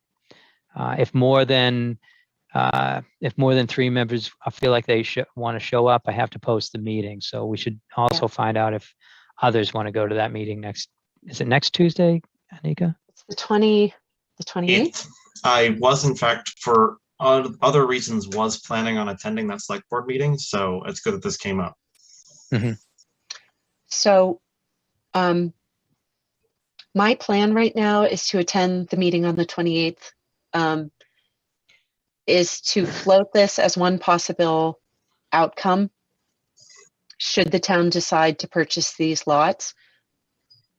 I don't know how it would work out from a lot of the financial purchasing standpoint. That's not where I'm coming from. But improving the safety, reducing the competition of foot traffic with compost area traffic on Stroud Ave, making a trailhead, making an entrance to town forest that is, you know, as Chuck has said, is worthy of town forest, and safe, and getting cars off of Grove Street. It would solve a lot of problems that currently exist. And police. The only thing I could add is that this is going to town meeting. So town meeting members will be able to speak about that, but the select board didn't give, they didn't support this article. It's Article 9, which I sent to the commission. I should remember what the voting was, because they did take votes. The select board took a vote on every article, so whether or not, or not every article, but the interesting ones, whether they wanted to, oh no, you are unable to, Anika is no longer able to hear us. Maybe we can end the meeting. We, yeah, so. Is it true that the town meeting during which they're going, oh, here she is, you're back. The town meeting at which they're going to vote on this at town meeting, is that October 12th and therefore a day before our next thing? No, it's 18th. The special town meeting is begins on October 18th, I believe. I have to double check that on the calendar, but. Oh, please check that, because I thought it was the 12th. Because if that's the case, we can have our October 13th meeting and make a vote on it before town meeting. Double checking. Or you can check and email me if you want to adjourn. Town meeting starts on the 18th. So we do have another ConsCom meeting between now and town meeting. It's just a couple days before. And none of us would, you know. I'm curious though, just how so let's assume we talk about this in our next meeting. Does Anika or Chuck or someone get to actually talk at town meeting when the article is discussed? Or do those of us who coincidentally happen to be town meeting members talk about it, or what? Both. Yeah, both. Everybody. Everybody. More the merrier. Yeah. We had Chuck and I and Martha had a meeting with Bob and Jean yesterday to talk about this, because I wanted their input. And Bob made it very clear that myself as a private citizen, I can request time to talk. Even if I'm not, it'd be something I would do. And, you know, as we're talking about it and showing it to people and talking about these possibilities, we really have to show them what it could be, to at least as a starting place, and let the discussion go from there and see if people want to tweak it, want to buy into it, want to, you know, it's a starting place. So I'm planning on going to the select board meeting on the 28th as well. And so do you guys have any feedback on the plan? Just right now, initially, and we will continue to talk about it. We'll put it on the agenda. So the cost of the lots are $500,000 each. It's 2.5 million. And one of the plans is, which I thought seems best, is to keep one lot, sell back the other 4, and possibly, you know, by the time the town gets to it, it could be worth more money. You know, that's not my end of it, but I think Karen Herrick felt that it could possibly be the more than $500,000 per lot. It's kind of a glamorous situation being on the edge of a golf course. I mean, not on any other spot in town that's like that. So, or there's few. So I just want to throw out the numbers. And the lots are like 600 feet long, 120 feet of frontage. They're almost 200 feet deep. So So what do you guys think of the plan?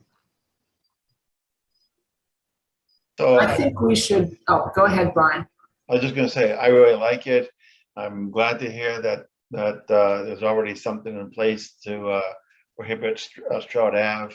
I never believed that there was enough parking in by the pump for it to be meaningful. So the idea of a larger lot out here, I think makes a lot of sense. It's possible it gets used so much that in fact it overflows and you have cars in the street anyway, but it's going to be better because a certain number will be absorbed by the parking lot. Actually, if you think about the image you put up, to the left of your proposed trail, but before Stroud Ave, there's actually already another informal entrance that a lot of dog walkers use because of the issue about not walking on Stroud Ave with the cars going in. It goes into the woods there over the pipeline and comes out basically that same horseshoe trail that you're talking about, Anika. oh, good. So if nothing else, this would be good because it'd be a more formal and a wider one. And while I agree that it's good to improve the accessibility of the town forest, at the same time, if having this trail removes the foot traffic on the other one that just happened, then that protects more of the town forest. There are people who are concerned about too much foot traffic around the town forest and what that does as far as preserving as a whole. And so this may actually accomplish something in that regard as well. I'm done. Well, not really. I think it's a good idea to present this at town meeting as something conservation would like to see happen. And I'm also a member of town meeting. John, are you still a member of town meeting? I am. So that at least 3 of us are actually members of town meeting and can speak, but anybody can speak if they ask. Yeah, I also want to mention that besides coordinating with Town Forest Committee, I also want to coordinate with Trails Committee. You know, we're all trying to do the same thing. We all have a lot of the same interests, you know, maximizing enjoyment of our natural space. So, okay, well, thank you. I will, you know, so I'm going to share this with those other committees tomorrow. You guys, I wanted you guys to see this first and have a chance to comment on it. And if you have comments on it or suggestions, email Chuck.